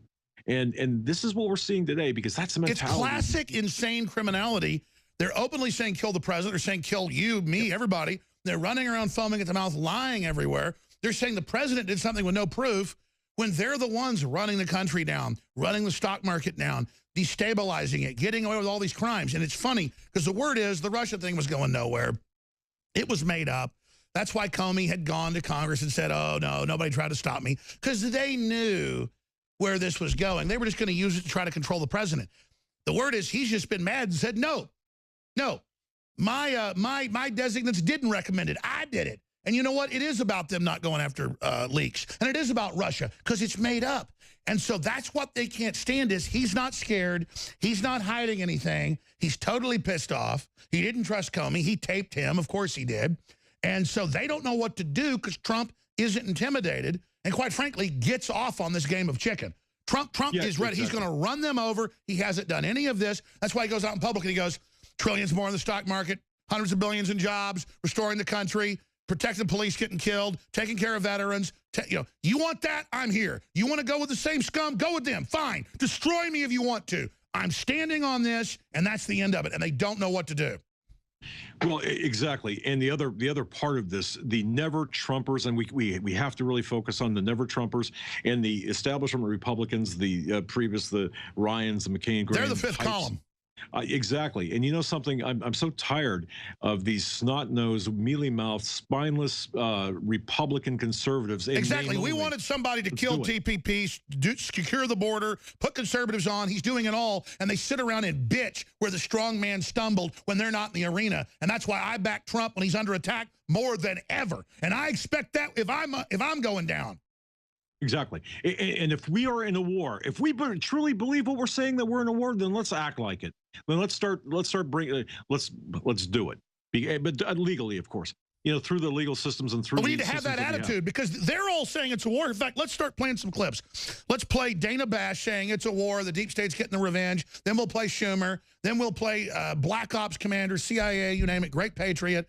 So many secret operations taking out the worst guys, saying it's a criminal element in the group, trying to bring down a patriot. America's under attack, and everybody better act accordingly on Fox Business. Schaefer's telling you, folks, the military's behind Trump. They know. This is a desperate situation against the scum of the earth. Here's Dana Bash. This president has done in his first 100+ days, even before he came into office, is pick fights with the intelligence community. You picked them. And now the law enforcement community. Oh, yeah, right. Particularly the way, never mind that he fired James Comey, but the way in which he did it, not giving him the respect of actually telling him in person, or at least not having him find out from cable news. And so we know that this is, they talk about the deep state. Well, these are communities that have a lot of loyalty within and know how to get back, even if you're the president of the United States. All right, ladies and gentlemen, I'm going to skip this one break today because the Republic is in so much trouble. It is also in such a positive position. We're like on a knife's edge either way. I mean, Dana Bash, now Trump's anti-police. This is the party that's given $500 million just from Soros alone to Black Lives Matter and other liberal groups like the Red Brigades and people that are literally saying kill cops and random white people. It's not even blacks doing it mainly. It's a bunch of white socialists and communists. They're the ones running around saying kill everybody. They're the ones that want the UN to run local police. And then they say Trump's the enemy of police. Everything that comes out of their fat mouths is a bona fide, certified lie. Now let's go to Chucky Schumer. Here's Schumer a couple months ago threatening the president 2 days before he gets inaugurated, where he better watch his mouth, just like Brennan said, the Wahhabist. And then we're going to get to Schaefer. We're going to get to the clips we haven't played with a few Kucinich, good liberals. I don't agree with some of their policies, but I respect them because they're always the same, telling the truth. Deep state is trying to destroy our president, who we elected. Here it is. You take on the intelligence community, they have 6 ways from Sunday at getting back at you. So even for a practical, supposedly hard-nosed businessman, he's being really dumb to do. No, he's not. What do you think the intelligence community would do? These snakes don't get why Trump doesn't bow to them, why he doesn't care. He's doing the right thing. Let the chips fall where they may. That's why he said in these tweets, I'm going to go all the way. I'm going to double down. I'm going to be strong. I need you to be strong. I'm going to do the right thing. I'm not going to stop. That's called commitment. And these cowards that all get around the little coward groups, Doug, they don't know what it's like to commit to something. They think they go with whatever the easiest road is. That creates North Korea or Venezuela. Stuff that Trump's doing created America. Get used to it. Donald Trump is an American. And all of us, no matter what color we are, if we understand doing the right thing and not being cowards, then we are unstoppable. Go ahead. Yeah, no, you're exactly right. And again, it all comes down to identifying who our enemies are, and I think we've done that. I think the media, of course, is the mouthpiece of the for the enemy. And they call Trump evil for calling them the enemy. They're saying kill him. They're saying he's the enemy. He goes, that's the enemy, and they go, oh my God, I can't believe you said that. Sorry. Right. No, you're exactly right. And I think Donald Trump would be well advised, as Robert David Steele had indicated, to circumvent the media and speak directly to the people. He needs to do at least twice a week a fireside chat. Yeah, exactly. And of course, all of these deep state or all of these selective leaks are coming from elements of the deep state within the circle within the White House, the Oval Office, or I shouldn't say the Oval Office, but the White House, the West Wing, and Congress. And again, the information I'm getting is the tingle in Chris Matthews' leg back from Obama has never been greater now that the deep state is utilizing the media to foment the passions of the people. Oh yeah, I've seen Matthews and Obama going, how's it going now that I've been gone? Well, they're waging war against America, trying to kill our stock market, trying to keep the VA in place, hurting the veterans, trying to keep their overthrow of local government and attack on cops going, trying to keep funding ISIS and Al-Qaeda that Trump's destroying. And they sit there as our enemies, as the literal bane of our existence, and then they look at our champion and say it's his fault. Exactly. And Alex, we don't, as conservatives, as Christian conservatives, as pure moral, spiritual, and ethical people as conservatives, we don't fight like they fight. And I guess we are going to have to start, Donald Trump fights according to the official rules of fighting. Of course, the minions of the deep state fight, with street rules. And we have to change our tactics, or we do have the possibility of losing if we don't change our tactics. Well, that's what Corsi's basically saying to the audience, and I get it. Did we use the Ring of Mordor to defeat Mordor? I don't know what we do. I just can't. When you're out on the street and they walk up and say you're a Russian agent to your face, and then when you try to tell them stand up, say it again, they run off like cowards. It's like they're the ones serving the foreign powers. They're the ones screwing us over. I'm so sick of it. Yeah, exactly. And in my view, anyway, just talking with the police I've talked to and with the investigators and the federal prosecutor, because that conversation was pretty long. What do you do at this point? What do we do collectively and individually? What's best to do? Well, number one, you have to identify the enemy we have. Number two, you have to fight at their level and certainly go after the weakest link here, and I believe the weakest link will be the establishment Republicans and the Never Trumpers to go after and to they're the traitors. We point out because we have the constituents, we have the people. Our people know where they're at. We understand. We just expose the Never Trumpers as the fifth column, aiding the Democrats and ruining America's recovery. We point out the stock market plunging and say it's your fault. You're a jerk. I've got other guests coming up, and I want to open the phones up. But, Doug, I want to keep you a little bit. If you have to go, it's fine. HagManReport.com. I want to keep you a little bit in the next hour to finish up. And then we've got Paul Joseph Watson and more coming up today. And I've got some other clips I want to play with Colonel Schaefer and also with Kucinich. Can you do a little bit into the next hour with us? Yeah, sure. Be glad to. Okay, great. Let me just briefly stop here for a moment because I could sit here and put on an act that I'm not angry. But I am angry. I mean, I'm pissed. These are evil people who really have it out to bankrupt us, make us poor. They attack Christians. They attack families. You just see what the globalists are up to. I wouldn't be risking my life fighting some boss hog corruption. I mean, I'd be speaking out against it, but I wouldn't be hair on fire, wild-eyed, if I didn't know the people we're up against run the gamut from devil worshipers, pedophiles, psychopaths. I mean, they're just the worst people on earth, okay? And I'm done. Everything they say is a lie. Everything they say is a fraud. And we're so honest, we're up here admitting we're thinking about dirty tricks. I mean, that's how honest we are, and I'm not going to do it. There's a lot of people are desperate at this point. And it's just, I hope all the chicken necks and cowards out there that want some physical war, I hope you know how stupid you are trying to start a fight with everybody that knows how to actually fight. I mean, you're idiots.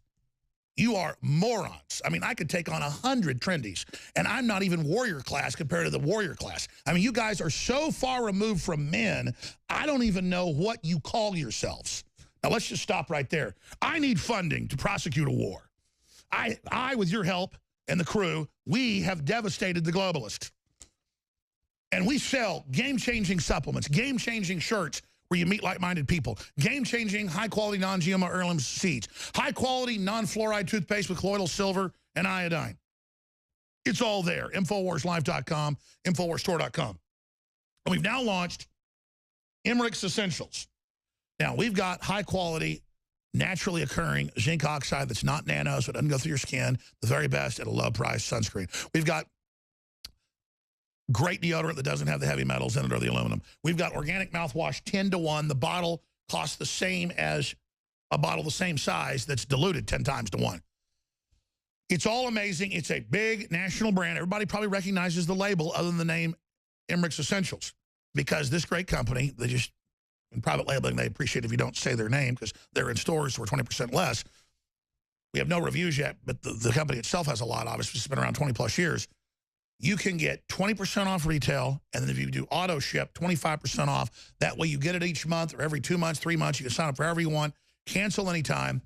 Organic mouthwash, organic bug repellent, concentrated, organic shampoo, organic everything. And all of this is concentrated. Only the mouthwash is 10 to 1, and even at 10 to 1, it's super strong, so get ready. InfoWarsLife.com, a lot of specials.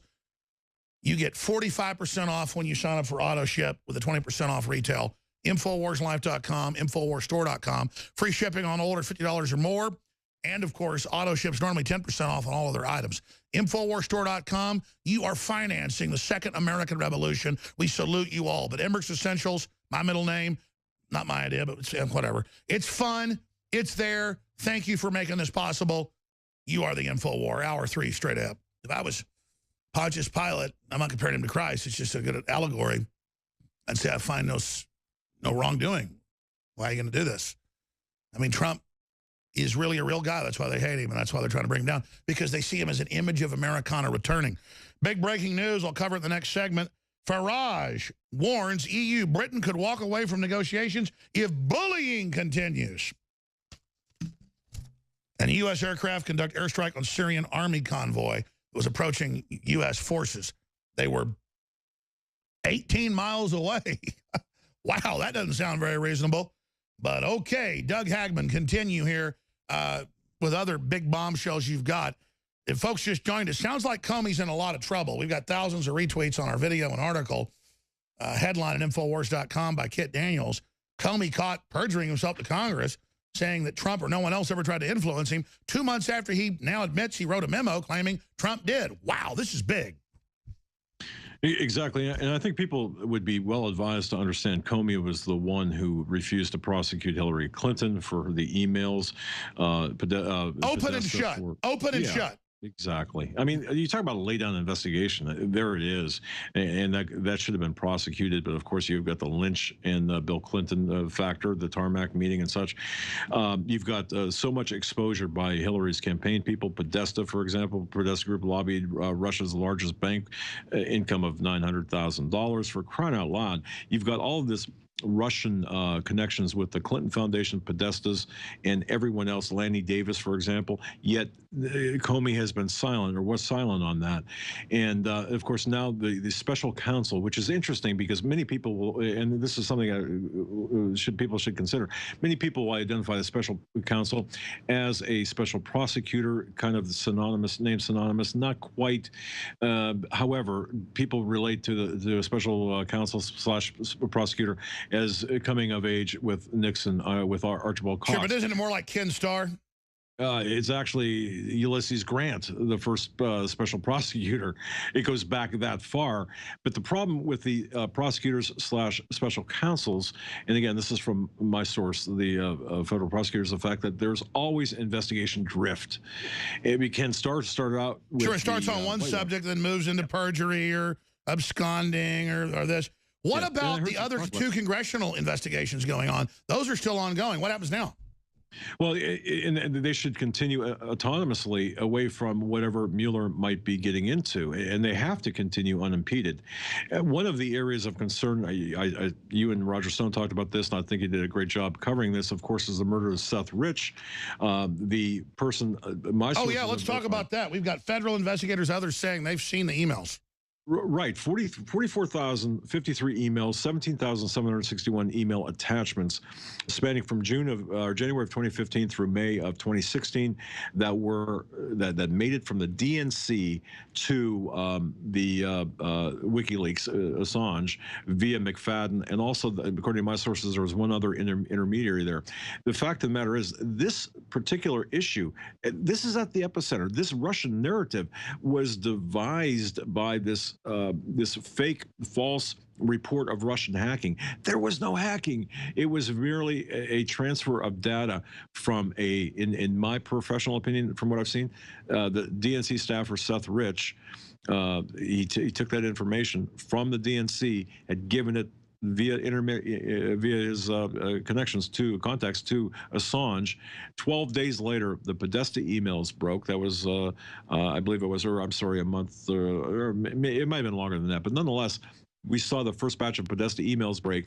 The murder is yet unsolved when, in fact, the FBI has, and the DC police have, the forensic evidence to tie WikiLeaks and Seth Rich.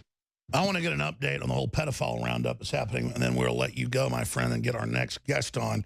Again, right now we are joined by Doug Hagman of HagmanReport.com. All right, Zach and the crew have been in there really researching the last 30 minutes since this broke. CBS News and AP, U.S. aircraft conduct airstrike on Syrian army convoy. Zach was breaking down to me during the break where this happened. It's a Shiite training base. But then, meanwhile, Assad is Sunni, but it was a main Sunni invasion force that was coming into the whole country. Or let's say much of Assad's support is Sunni. So it's all this inter-Muslim, inter-Arab killing going on. There was a 35-mile protection zone around this. They came into it for the third day in a row. And really, nobody knows what's going on with this right now. But Zach had some interesting theories off what's being said. So Zach, kind of repeat what you just said. Yes, so it's all breaking news, so it's kind of all in flux right now. Fluid. But as far as what I've seen and what I've read, back in August, Iran sent 3,000 troops to Al-Tanf, which is the area that got hit. And those 3,000 troops are there to be trained, to be pro-Assad militants, but they're Shia. So my thoughts were maybe that there might be some pro-Assad Sunni rebels or pro-Assad militants that kind of went to this very remote area. It's on the border. It's essentially on the border of Iraq, Syria, and Jordan. Yeah, because there's constant backstabbing between the 5 or 6 different factions. Kurds, yes, 3 factions of Sunni, the multiple factions of Shiites. I mean, that's why the Muslims can't ever build a civilization, is statistically, historically, through the anthropology, sociology, they're constantly backstabbing, double dealing, doing this. And so that's a good point you make, that this is Shiites brought in that are now being targeted. So who knows? Because as ISIS and Al-Qaeda, Saudi Arabian-backed and Qatari-backed, are being pushed out, that will create the vacuum that even McMaster, to his credit, has said will create a whole new civil war as they battle for control. Yes, and as far as I see, it seems that it might just be the fact that Iran, Syria, Iran, the United States, and Russia work together to build this army base to fuel. So once they see outside forces in this deconfliction zone, I think it might have been just due diligence on parts of U.S. and Russia. They might even be working on this together to make sure that they secure those militants and things like that, because who knows what those militants really were. Well, it is certainly a giant, disgusting mess. Separately, this attack in New York with 1 person dead, 20 hit by hit and run when car slams into pedestrians in Times Square. More and more, it looks like somebody maybe passed out or some type of shock from diabetes or something, just in the wrong lane, running people over. That's what the media is saying. But if it was an Islamic attack, they wouldn't tell us. So thank you so much for the breakdown, Zach. Let's go to Doug Hagman. Doug, what do you think about the attack in Times Square? Too early to tell? Yeah, I just got some information. The allegedly the driver of that vehicle has a history of DUI. That's not confirmed. That's just raw information. I don't know. Frankly, I think there was 4 police officers who took that driver out of the car. Information is too new for me to really comment on it. But certainly, it's got what would stop a Muslim terrorist from doing exactly that? And it's sad when we can't trust anyone or the media to tell the truth, or even the police to tell the truth at this point. Sure, because they get ordered in Europe. We see attacks with trucks every week in Europe, and they keep telling them get bigger trucks and ISIS videos, and then the media says that Islam isn't involved in anything. In closing, other tidbits of info you haven't hit, other points folks should know about, Doug. Well, one thing, being a PI, investigator myself, 30 plus years. Look, other PIs, there's a community of investigators. We know each other. Rod Wheeler, great investigator, great private investigator. Oh, yeah, let's spend some time on the Seth Rich situation. Yeah. I mean, because we're hearing a lot of conflicting stories. What's the intel you've got? Well, the intel that I've got, Rod Wheeler did speak with a federal source who said that, look, I had eyes on the computer. I can verify, as a matter of fact, that this was connected to WikiLeaks or is connected to WikiLeaks. The motive with respect to the murder of Seth Rich certainly was not robbery. It doesn't conform to any robbery that he's worked. However, so that does go back to motive. What was the motive? But what we find it interesting in the investigative business, myself, when I work on unsolved homicides, who is complaining the most? And I find it very interesting with outside input. Who's complaining the most? Brad Bauman, the family spokesman, the new family spokesman for the Seth Rich family, has been is saying, wait a minute, this is all conspiracy nonsense, and don't believe him. We're satisfied with the police. Well, who's Brad Bauman? Brad Bauman is a professional Democratic crisis PR consultant. With exactly. So the family was concerned for the first 6 months and wanted a PI. Now this guy's involved, a known, quote, crisis manager for the Democratic Party. Right. So, again, the enemies of the truth are sending in, at least in my view, sending in people who are trying to plug holes in the dam where tidbits of the truth come out. This is one example. I personally, I know the reputation of Rod Wheeler. I do believe that he's a good guy. I believe that he's telling the truth, and I believe that we need to solve the Seth Rich homicide needs to be solved conclusively, because this will be a cog in the wheel that does really do a lot of damage to the DNC, to the Wasserman Schultz. By the way, they have a civil case, Schultz and against Schultz. I'm sorry, Sanders against Schultz and the DNC. But having said all of that, this will be, once this is solved, 130,000+ reward. Once this is solved, this will open up an entirely new avenue of investigation that will just put a lot of people on notice that we're coming for you.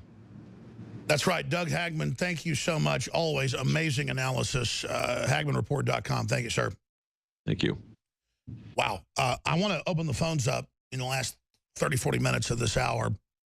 And Paul Watson's going to come in from London, England, and just absolutely, dominate, as he does a great job with the rest of the crew. But I want to play a Paul Watson report about the impeachment of Donald Trump in the next segment that needs to go viral.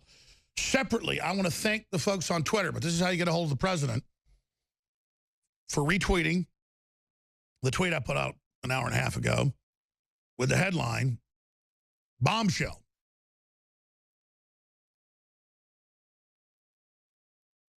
And again, we put the tweet up. It's on Real Alex Jones. I can read the tweet. "Bombshell. Comey caught perjuring himself to Congress. Contradicts own memo. No one trying to block Russia investigation." Now, that's all I can say in a Twitter comment, but I probably should just write it out and then take a screenshot of it so I can put a larger 2 or 3 paragraphs as an image up there for people. That's kind of a trick for getting around it.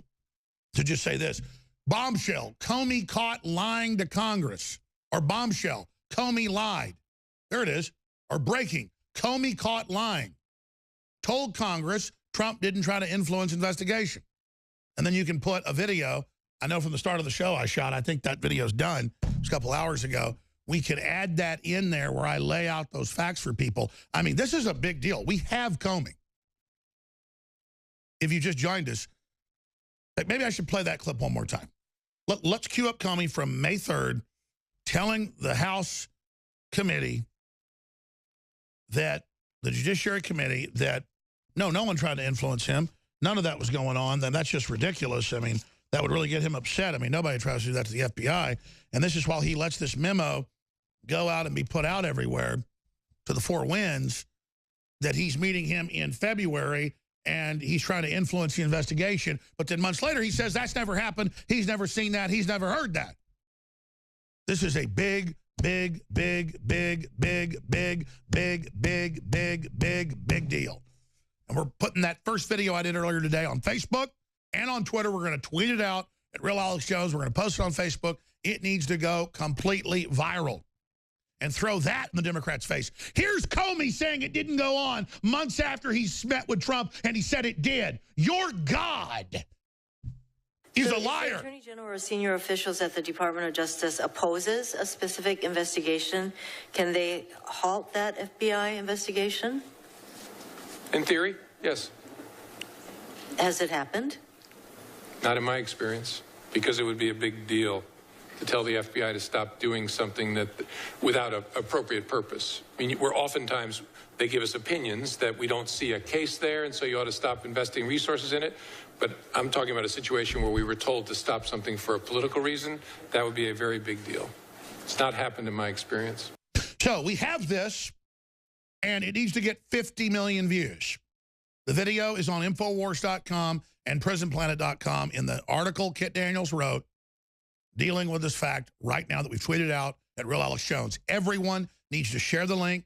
Everyone needs to email it. Everybody needs to call their local talk show host. Everybody needs to call C-SPAN and say, did you hear about May 3rd when Comey told the world that Trump or nobody else had tried to influence them or tried to obstruct justice, when months before he met with them and wrote a memo saying that we can't believe a word comes out of James Comey's mouth. He needs to be investigated. Who are these people? The FBI. Oh, you're an FBI guy that worked for the Clintons and covered up. Oh, you're God. We can trust you, but we can't trust who we elected, Donald Trump. We can trust Chucky Schumer. We can trust Hillary Clinton. We can trust Michael Moore. We can trust every globalist dirtbag. But the guy that got $3 trillion in the stock market because the people believed in it and hundreds of billions in new jobs and got a good Supreme Court justice, they just can't stand it. They can't stand. They were this close to gutting the country with Hillary and shutting down free speech. FCC demonstrations today, ban InfoWars signs, you name it. They're coming for us. I'm the big target. Trump's a target. InfoWars is a target. Drudge is a target. Breitbart's a target. And a lot of people in conservative or libertarian media go, good, I'll get bigger once you're gone. They'll shut you down even quicker, idiot. That's why I love BuzzFeed articles trying to create divide and conquer, going, Jones is obsessed with Limbaugh and hopes to get shut down. I'm not in competition with Rush Limbaugh. Give me a break. That just shows how they try to manipulate us and try every angle they can. Separately, Roger Ailes died today. It was announced by his wife. And I screenshotted the comments from his wife and sent it out. And I'm not going to even talk about what was going on as of late with Roger Ailes behind the scenes, but I don't know, maybe down the road I'll tell you. But truth is stranger than fiction. We'll be back with Paul Joseph Watson's report destroying the attack on Trump, and that's even before the new Comey video came out. I'm going to take some of your phone calls in the next segment. I've got a bunch of clips I want to play where even mainstream news admits the deep state, that's rogue criminal organizations, are lying about the president working with the foreign-owned media. When you look at these people, they are such traitors. But first, let's go to this Paul Joseph Watson report that he filed last night before we even knew that Comey perjured himself to Congress, saying no one in Trump's administration or anybody connected to Trump ever tried to influence his administration 2 months after he'd already secretly been writing memos up about the president. So Comey has been caught red-handed. The video, the articles are all on Twitter. Here it is. Here's Paul Watson. The relentless, hysterical, 6-month-long media campaign to delegitimize Trump was firmly based around setting the narrative. Ultimate dictator. They're radicalizing the violent alt-left. We've seen the attacks on Trump supporters. We've seen the crazies trying to scale the White House fence over and over again. This summer, the situation could explode. The drive to impeach Donald Trump will lead to either war abroad or war on the streets of America. Sources close to the White House indicate to us that sleeper cells within the administration, turncoats, will be the leading voices in the push to impeach Donald Trump. The same traitors responsible for the leaks, in alliance with never-Trump Republicans, are feverishly working with the Democratic Party establishment to sabotage Trump. And thanks to the media, bought and paid for by the deep state, the propaganda is working. But clearly we're on the trail there to an impeachment. Are we getting closer and closer to the possibility of yet another impeachment process? I rise today, Mr. Speaker, to call for the impeachment of the President of the United States of America. Are well on our way to impeachment. Odds of Trump being impeached by the end of 2017 have shot up past 30%. 48% of Americans want to see it happen, and that's because the media has engaged in blitzkrieg-like onslaughts of deception. We're told this Comey memo is, quote, deeply troubling. So troubling that Comey sat on it for 3 months. So troubling that he kept it quiet for all that time and only released it days after he was fired. What a coincidence. So Trump tells Comey that he hopes he'll be fair to Flynn because he thinks he's a good man. And the media calls this obstruction of justice. Even CNN admits that this is part of the deep state's revenge against Trump. We know that this is, they talk about the deep state. Well, these are communities that have a lot of loyalty within and know how to get back, even if you're the president of the United States. The same revenge that Chuck Schumer promised with an evil glint in his eye before Trump even took office. Let me tell you, you take on the intelligence community, they have 6 ways from Sunday at getting back at you.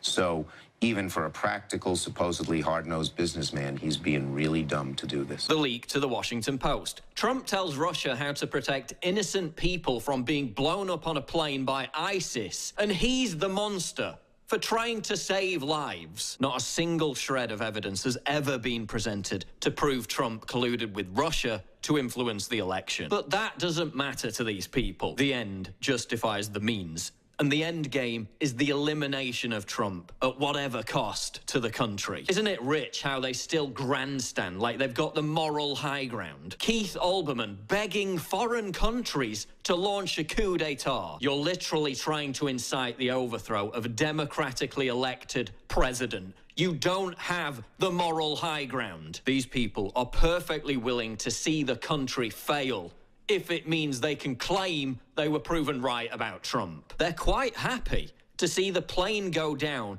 even though they're on it, just to soothe their butthurt about losing the election. Difference is, they've got parachutes. The middle and working class Americans who voted for Trump don't. And they're the ones who are going to suffer. There are 2 courses of action for Trump. Either he initiates a massive purge of fifth columnists within his administration, as well as completely replacing his communications team, which steadfastly refuses or is too incompetent and weak to fight back on any of these issues. The deep state has declared war on Trump. It's time to fight back. The other option is war.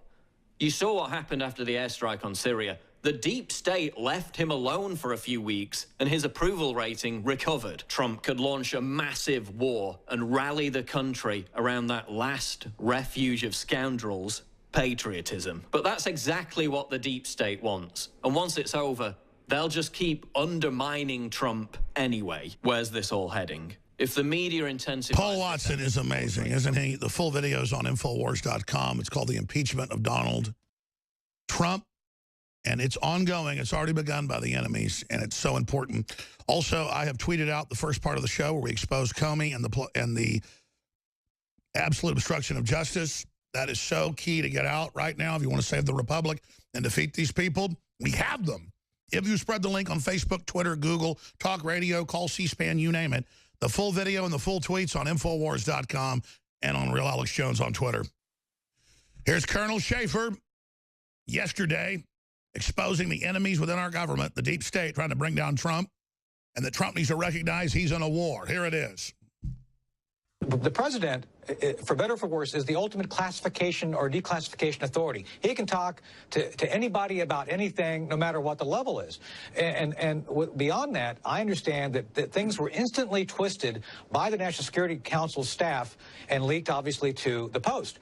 And there was a very delayed, very muted response where they should have been right up there outlining the facts right up front about how this is completely false. So I think they, like you point out, the White House communication staff has to believe they are now at a state of war. This is war. It's called information operations, information warfare, and clearly the other side, the deep state and the Clinton folks, and I have to say some folks on the Republican side are all lining up. The battle lines are drawn, and it's time for people to understand how to deal with this as if like it's a war. The deep state is committed to maintaining this assault, it seems. I mean, we're not even 4 months into the Trump presidency, and the assaults continue, the attacks continue, and we have, as you indicated at the outset, the New York Times and the Washington Post, these are no longer fake news. I mean, they are, it's an entire psyops. It is a disinformation campaign from previous, former journalists. What do you think, having some experience with all of the above, would be an appropriate response by this White House? Well, two things. First, you're completely correct on the papers. I mean, this is they become Pravda, just to use a Cold War metaphor, and it's shameful. Secondly, regarding the very fact, and look, I've met with senior intelligence officials now in place, and Lou, they have to go through and sort out who is going to be actual career people who are going to do their job and those who are loyal to the previous administration. And some of these folks have transitioned from what we call political appointee jobs into career jobs. So you got to go through. My recommendation, I'll tell you what I said. You need to go fire two levels down. Everybody below you 2 levels, fire them. Be done with it. Thank you for your service to America. It's time for you to find a new job. And then start looking for people who are going to be loyal to the American people and to the policies of this president. That's what you've got to do. It's just that simple. Wow, that's powerful. We're going to get him on soon. Here's my problem. I sent Nico 8 or 9 articles this morning when I got up at like 5 a.m. And he printed them all off for me. And every one of these I could spend an hour on, the lies. Just look at all this other stuff I haven't even gotten to. It's like we all saw Putin. We played it, unedited, saying it's crazy. They say they gave Lavrov all the secret info. The media in the U.S. makes stuff up. Lavrov, you're in trouble. You didn't give us the secret info. And then Lavrov goes on to say, yeah, we used to have Pravda in the news, and there wasn't any, truth in Pravda, and there wasn't any, Pravda in the news. I'm quoting that from memory, but the point is, the Russians are admitting they had horrible brainwashing media. But our media won't even admit that's what they are. And so I saw headlines on Newsweek and USA Today and CNN. You can search this. Putin laughs at Trump and America and makes fun of how they let him spy on them. Putin laughed and said, we're allowed to meet with the president. Nothing went on. Nothing secret happened. This is pure crap. And then they make jokes about it. But the headlines are, oh, yeah, there it is. Putin laughs at political chaos in the U.S. Well, that's more of a fair thing from the BBC. The actual headlines that I found was, Vladimir Putin openly mocks Donald Trump for sharing secret intel with Lavrov. No, they say, we didn't do it. It's not true. You're like Pravda. And then that gets translated to Newsweek and everywhere else. I saw it today. I watch, when I'm on the treadmill, YouTube boil down because they're all like 30 seconds long. And if I go to elliptical for like 45 minutes, I'll see 50 clips. And it was just all these clips from Newsweek and Fox and CNN and just all the little things they put out on the web, all like 30 seconds to a minute. And it was like, yeah, I saw it 3 times this morning just in a news feed. Putin's laughing at Trump in America. How he got the intel from Trump. That dumbass Trump. He is the biggest idiot I ever saw. Time to get rid of him. We've had enough. And then meanwhile, we play the clip of what Putin really said, and, read the closed captioning. He said, this is ridiculous. Nothing secret was discussed. It's been all over the news about laptops and bombs. Trump's trying to get us to go take out ISIS. Wouldn't you even want that? Lavrov, you didn't give us the secret info, you bad man. But that turns into Putin making fun of us because they know you're not going to go actually watch the clip. It's just, that's why the official Russian government media said it's very dangerous to use the United States media for anything but birdcage lining. So I've got a couple of these clips. There's a bunch of them, but here's some of the exchanges. I'll try as best I can to read the closed captioning. Here it is. Reuters. I'd be forced to issue Lavrov a reprimand because he did not share the secrets with us. Neither with me nor the representatives of the Russian intelligence services. It was very bad of him. Moreover, the United States administration finds it possible we are ready to provide a record of the Trump-Lavrov talks to the U.S. Congress and Senate, of course, if the U.S. administration wants it. But at the same time, we see the politics of schizophrenia in the developing United States.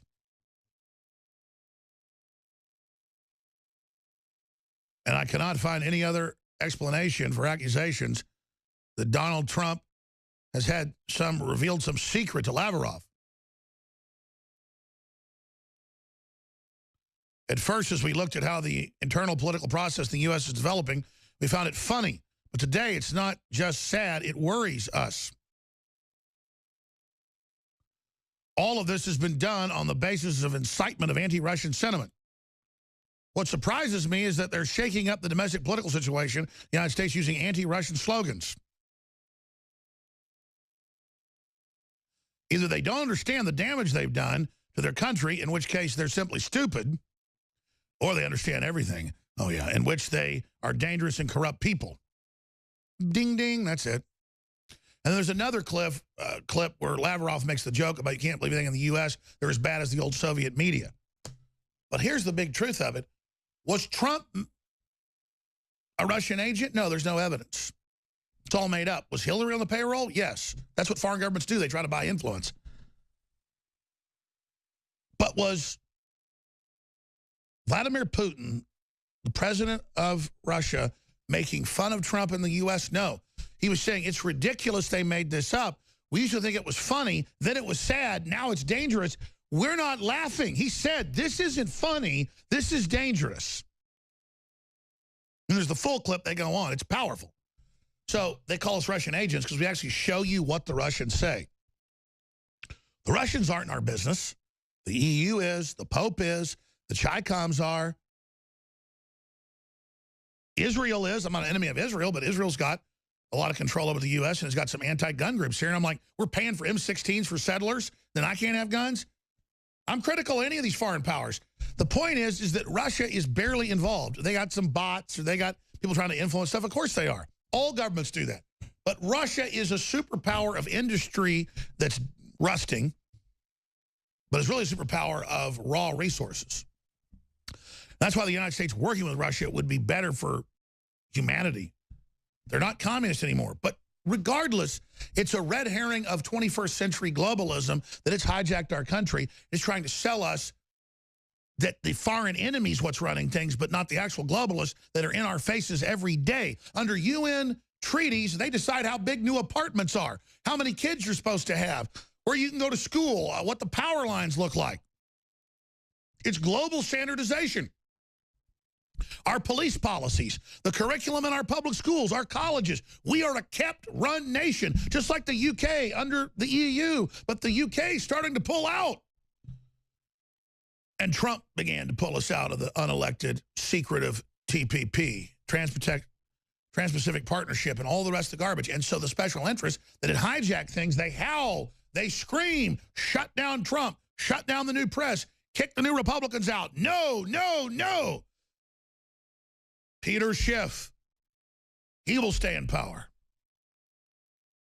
And all the rest of the little globalists like the John McCains and the Republicans they'll have come to the House floor, Senate floor, and it's time to look at impeachment.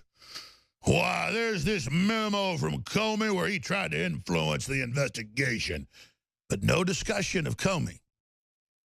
2 months later, plus, saying Trump never asked me to do anything. Perjuring himself, impeaching himself, caught red-handed. And that video's up on Infowars.com. It's on PrisonPlanet.com. It's on our Twitter, Real Alex Jones. It's on our Facebook. Let's put the Alexander Emmerich Jones, a great fan, by the way, like 6, 7 years ago, set up like 30 Facebook pages for me. I knew nothing about it then. I was an idiot. And he said, I set up all these big pages. I'd like to work for you. And I said, sorry, I don't have the money to do that. Thank you for the sites. I want to, whoever that guy was, I couldn't find his name or number. I want to hire you And I want to apologize for the great work you did, because we wouldn't even be where we were if it wasn't for you. Just you know, a couple of our pages have 1.5 million, 2 million people on them. They're very effective. They're trying to kick us off of it. They're trying to curtail us, but it's been very useful. But it is spelled with the wrong Emmerich. That's why I mentioned somebody else made it. The proper way to spell Emmerich is with our healthcare products or our personal care products, Emmerich's Essentials. But Alexander Emmerich page, if you go ahead and scroll down, it says, Comey caught committing perjury to Congress. Full report. That needs 1 million likes. That needs to be sent to the 4 corners of the galaxy. The embedded video needs to be sent everywhere. It just went up like 30 minutes ago. It's only got 32,000 viewers on it. Now, that sounds like a lot. It's not. It needs 35 million and will change the course of the country and the world. It's Comey right there contradicting everything they're saying. It's powerful. Why do they want to shut down InfoWars? Because they know we'll remember common sense. Our listeners will send us a show tip saying, hey, here's Comey at minute, 57 in the full testimony. We have the full testimony up there too, saying this never happened, and here he is saying it did. This is a big deal. 800-259-9231, 800-259-9231. This is a big, big, big, big, big, big deal. And so for all my foibles and all my problems, and Lord, I'm obnoxious sometimes, and I know it. I love the truth. I'll tell the truth. I will come out with the truth, and that's why they hate Infowars.com. That's why they hate DrudgeReport.com. Because we're one of the few outlets out there that when it's being censored, it's being blocked, we will put it out. They say, oh, you're fake news. They say that because we're so accurate. They say that because we'll show you a clip of Gruber saying, thank God you're so dumb, and then saying he never said it. Or Obama saying health care is free under Obamacare, then show you 5 years later saying it doubles your prices. We will bring back the memory hole info that was supposed to be put into a furnace and never seen again. That's why they don't like us. And if you'll just start doing it, when you see them make a claim, start your own YouTube channel, your own Facebook, whatever, or your own system, and go show where they said one thing 5 years ago and another thing today, or one thing 3 months ago and another thing today. It's called having a memory. These tyrants cannot exist if there's a free press. And with the internet today, everybody can have their own press. I want to be transcended. I want to be made obsolete. Believe me. Believe me. I'm either so obsessed with this, I do it 20 hours a day, or I want to just quit and never do it again. This is a total war. It's not fun having them come after your kids and have the whole media lie about you during a jury trial for your kids, trying to take your kids away from you to make you some failure. Or all the other crap that the big foundations and law firms pull behind the scenes against us. And then the lies the media puts out about it that I'll be saying more about the next few days. It's incredible. But just know this, I'm not bitching. Most people think if you avoid problems, you're a winner. No, when you can't avoid things and you finally deal with it, that's when you're a leader. I expect to be attacked. I'm proud to do what I do. Just know this, an epic war for everything is happening now. Now, I haven't gotten to this clip yet. This is Dennis Kucinich talking about how the deep state's trying to take down Trump and how it's horrible. Jonathan Turley's come out and said it's very, very dangerous as well. He's a big liberal. Those are the old liberals I liked. They meant well. They were smart. They were informed. They didn't like stuff Bush was doing. Neither did I, but I didn't like the Democrats either. Now it's just like, whoa. Because it's a bandwagon. But here is Kucinich. You have a politicization of the agencies that is resulting in leaks from anonymous, unknown people, and the intention is to take down a president. Now, this is very dangerous to America. It's a threat to our republic. It constitutes a clear and present danger to our way of life. So we have to be asking, what is the motive of these people? Who's putting these leaks out? Why doesn't somebody come forward and make a charge and put their name and their reputation behind it instead of attacking through the media and not substantiating their position? Sir, you agree with me. This is a real danger when you have the intelligence community in an election season under the guise of national security that are spying on an opposition party and then candidate and transition team at a 600% increase rate from the years prior to the election season. Well, we have to remember this. You know, our first allegiance is to our country. This isn't about one president. This is about the political process of the United States of America being under attack by intelligence agencies. Being hijacked. And individuals in those agencies. Yes, as you said, there might be some good people in there, but there are certain individuals who are the lifers who want to be able to direct the policy of the country. That's right. They're on a power trip. And if a president stands in their way, whether it's a Democrat or Republican, they'll just try to run that person out. Let me just repeat what you said. You're saying President Trump is under attack by the deep state intelligence community. Fair statement? Well, I believe that. Not only that, Sean, but it has to be pointed out in October of 2016, that same deep state overrode the decision of President Obama and Secretary Kerry to come to an agreement with Russia over in a ceasefire in Syria. That's right. They overrode it and launched an attack against a Syrian military base. So this is a problem in our country. We've got to protect our nation here. People have to be aware of what's going on. That's right. We've got to stand up for America now. This isn't about Democrat, Republican. Exactly. This is about getting what's going on in the moment and understanding that our country itself is under attack from within. And folks, it doesn't matter whether you're liberal, conservative, who it is. If you're a smart intellectual like DeSantis, he's saying everything I'm saying because we're looking at the same deal. You understand? This is an internal takeover by globalists. This is the end of the country, folks. I'm going to take some phone calls for a few segments. Then we got Paul Watson coming up from the UK, locked and loaded for bear. Briefly, we have the new Emmerich's Essentials, high-quality, organic, national name brand, discounted, 20% off retail. Sign up for auto ship, an additional 25% off. That's 45% off retail at InfoWarsStore.com. The mouthwash, the sunscreen, the bug spray, it's all natural, highest quality. Very, very excited about this. Introductory offer out of the gates, very close to loss leader to get introduced to it. We also have a lot of other specials running on nutraceuticals right now at InfoWarsStore.com or 888-253-3139. And look at the important work we're doing. We want to expand in the face of the globalist trying to shut us down. So again, thank you all for your prayers and your support. But whatever you do, share the articles, share the videos, like the ones up on Infowars.com. Comey caught perjuring himself, according to his other testimony, claiming that Trump never or anyone else ever tried to influence his investigation. Now he's using this memo against Trump and claiming he did. This is unbelievable, and the MSM is going to try to hide this. It is so important that you get this out. It's at Infowars.com, that you retweet it at Real Alex Jones. Okay, let's talk to Matt in Pennsylvania. You're on the air. Go ahead. Hello, Matt. I want to say that, hey, how's it going, Alex? Good, brother. Hey, I have a little blog that I run, and I always repost and I always share stuff. And I just kind of want to call on everyone listening to just do more. Because we elected Trump. We chose Trump. We didn't choose any of these other people who are just crazy, for lack of better words, and just completely ridiculous. I mean, it's so... Well, I think you just said it. This is an attack on the American people trying to bring our government back, not wanting NAFTA and GATT and TPP and the Arab Spring. This is the deep state saying, screw you, America. Right. We just need to do more. Everyone needs to do more. Share more listen, stuff. we have millions of listeners. We're on over 200 commercial radio stations. If everybody listening just went and emailed the article at Infowars.com or retweeted it or whatever, it would break through and it would absolutely sink Comey in all of them. But it's up to everybody. God bless you, Matt. Thank you so much. Anything else? Do you mind if I share my blog? Please do. It's thedailyinformer.net. I love that.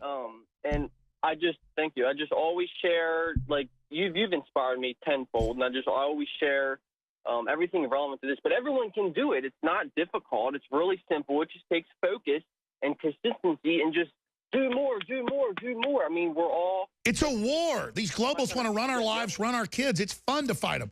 I think everybody should call C-SPAN, too. That has a big effect when half the callers are saying Infowars.com or whatever it is. We want to keep shaking them up. Thank you, Matt. Great points. All right, we've got Dean, and we've got Jay, and we've got Sam and Chris and others. Let's go to a caller in Wisconsin. Let's talk to Dean. What should Trump's game plan be? What is the battle strategy? Hey, Alex. Yeah, give me a minute. I know you talk real fast and that, but listen to me. I said before, and I'm glad that guy came on and said, just fire everyone, bring everyone up. That's another step. You're doing what you're doing, but the bottom line, I'm telling you, the curtain has to be lifted I think he needs to, you're right, he needs to go online. He can go on once a week. He doesn't need to go on more than that because I want him at work busting the mouth of these people. Get on and say, hey, this is what I'm for. Nationalism, sovereignty. This is what the sabotage is. And you've elected me. Blah, blah, blah. You've elected me in these. Yeah, Go ahead. You guys want this? You want that? Get on there. That's the first. Can I swear online? Or No, you can't. I'm going to let you go. I appreciate your call. But I hear what you're saying. We're going to come back and talk to Sam and Chris and Jay and others. That's it. We elected Trump. He's allowed to share intelligence. He's the president. He didn't, though. It's all lies by scum like Dana Bash and scum like Chucky Schumer and scum, just scum like Rachel Maddow and trash like Hardball and all these nobodies. They're just all, and these scummy Republican people, they are just, they hate trying to bring America back. They've all gotten rich selling the country off. 4th hour, Infowars.com/show. Spread that link. Tell folks about your local stations. I'll be back with Paul Watson. More of your calls in 70 seconds. But retweet our article about Comey. Paul Watson's coming up. We're taking your phone calls right now. Jay in New York wants to chime in. Then Paul's coming up in the next segment from London. Jay wants to talk about Comey perjury, Clinton's and Soros. Wow. Do we have Comey on May 3rd, months after the supposed memo saying nobody tried to influence the FBI or him? He'd never heard anything about that from anybody. An omnibus total 360 statement that he has now perjured himself if his memo's true, but we all know that's a fraud. Trump's got the recordings. What do you think, Jay? His hands must be perfectly clean. I'm sure of that. Right, Alex? Yes. Alex, I don't know what we would do without you. I don't know what we would do without you. I do agree with the two previous callers, with the gentleman who said, do more. Do more. We must, as citizens, do more. As a citizen and as a patriot, personally, I refuse to take this crap any further. I don't personally feel we have any issues of any relevance with Russia. I think it's all crap. I don't care about Donald Trump's tax returns personally. I think the more he saves, the more it reflects on as a businessman. I think he could pass that information on as far as tax laws and all that go. I think that's going to be a hat trick for him. But ties with Russia is BS. I don't think there's any such thing. Incidentally, have you heard Roger Ailes passed away at 77, architect of conservative? Yeah, he had a lot of health problems, so I'm not saying it's foul play, but I might talk about it in the next few days. It was interesting that he died now, but lost some inside baseball behind the scenes. But yes, look, here's all I'm saying is Comey has been caught saying that Trump never tried to influence things months after he supposedly wrote this down. He's done. It's over. This is the biggest thing ever, and only our audience seems to care. But like you say, the animating contest of liberty, being involved, being informed, Jay. It's like people go play paintball because they want competition, or touch football or baseball. This is a real war for our future. It's exciting. We're fighting a bunch of degenerate pedophiles. I mean, it's exciting to fight them. It's not work. It's exciting. God bless you, Jay. Love you to death. Appreciate you calling. Let's go ahead and take a call from Virginia. I want to talk about Kushner. Chris in Virginia, you're on the air. Like I had to I was thinking back to right before the election when it seemed like InfoWars, you had exploded on the map. And then once he had got in, you had been exploding, but it was like it was doing damage on both ends between what was going on in the White House and what you was doing. So it looked to me like the globalists had to figure out a way to stop the momentum on your side. So I believe that they kind of did that disinformation about putting things out there about Jared Kushner and Ivanka Trump to get y'all to say something bad to try to tear up the support that it was getting. And it got me thinking to myself, now what incentive would Jared Kushner have to turn on Trump? From the details that Trump has said himself, he look at every aspect of things. So I would think that the guy that's marrying his daughter, Donald Trump, would did his due diligence on. And I believe that he learned a valuable lesson after the debates about going nice with them through Ivanka and Jared and then getting slapped in the back. So I believe he deployed them in a way that he could keep his ear into what the globalists are doing. Your thoughts? I think you ought to be hosting this show. A lot more articulate and focused and crystallized than I am. Absolutely great points, my friend. Other points? I was just saying, it looks to me that there's a whole bunch of smoke and mirrors that's going on because transparency that Trump is displaying right now, he's slowly pulling the wool back on everything. I think his only mistake is that he didn't. From his tweet this morning, it indicates to me that he's having regrets about not indicting Hillary with a special counsel. As soon as Jeff Sessions got sworn in. You know what? You are so on target. Chris, give us your name and number. I almost want to pick certain callers that are really on target.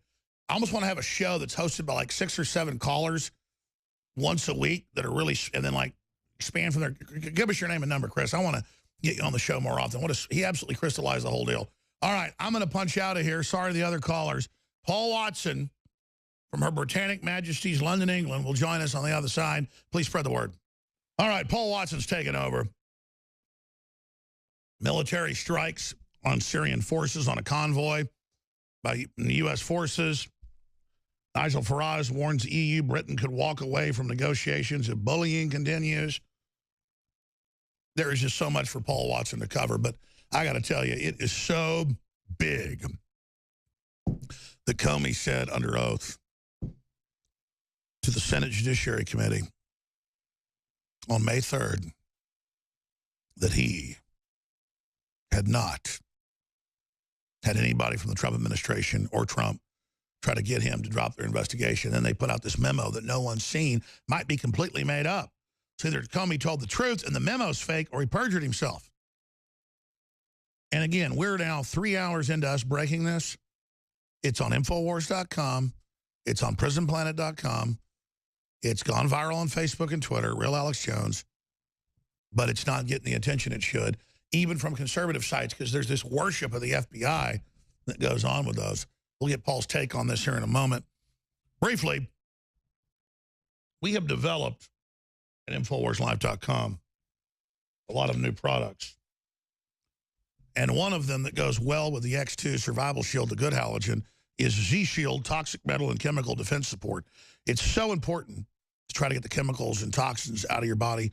And with Shilajit and with concentrated zeolites and with the other concentrated herbs, it's a great product. It's discounted out of the gates right now, 30% or 33%. You can sign up for auto ship an additional 10% off because I want you to see how great it is.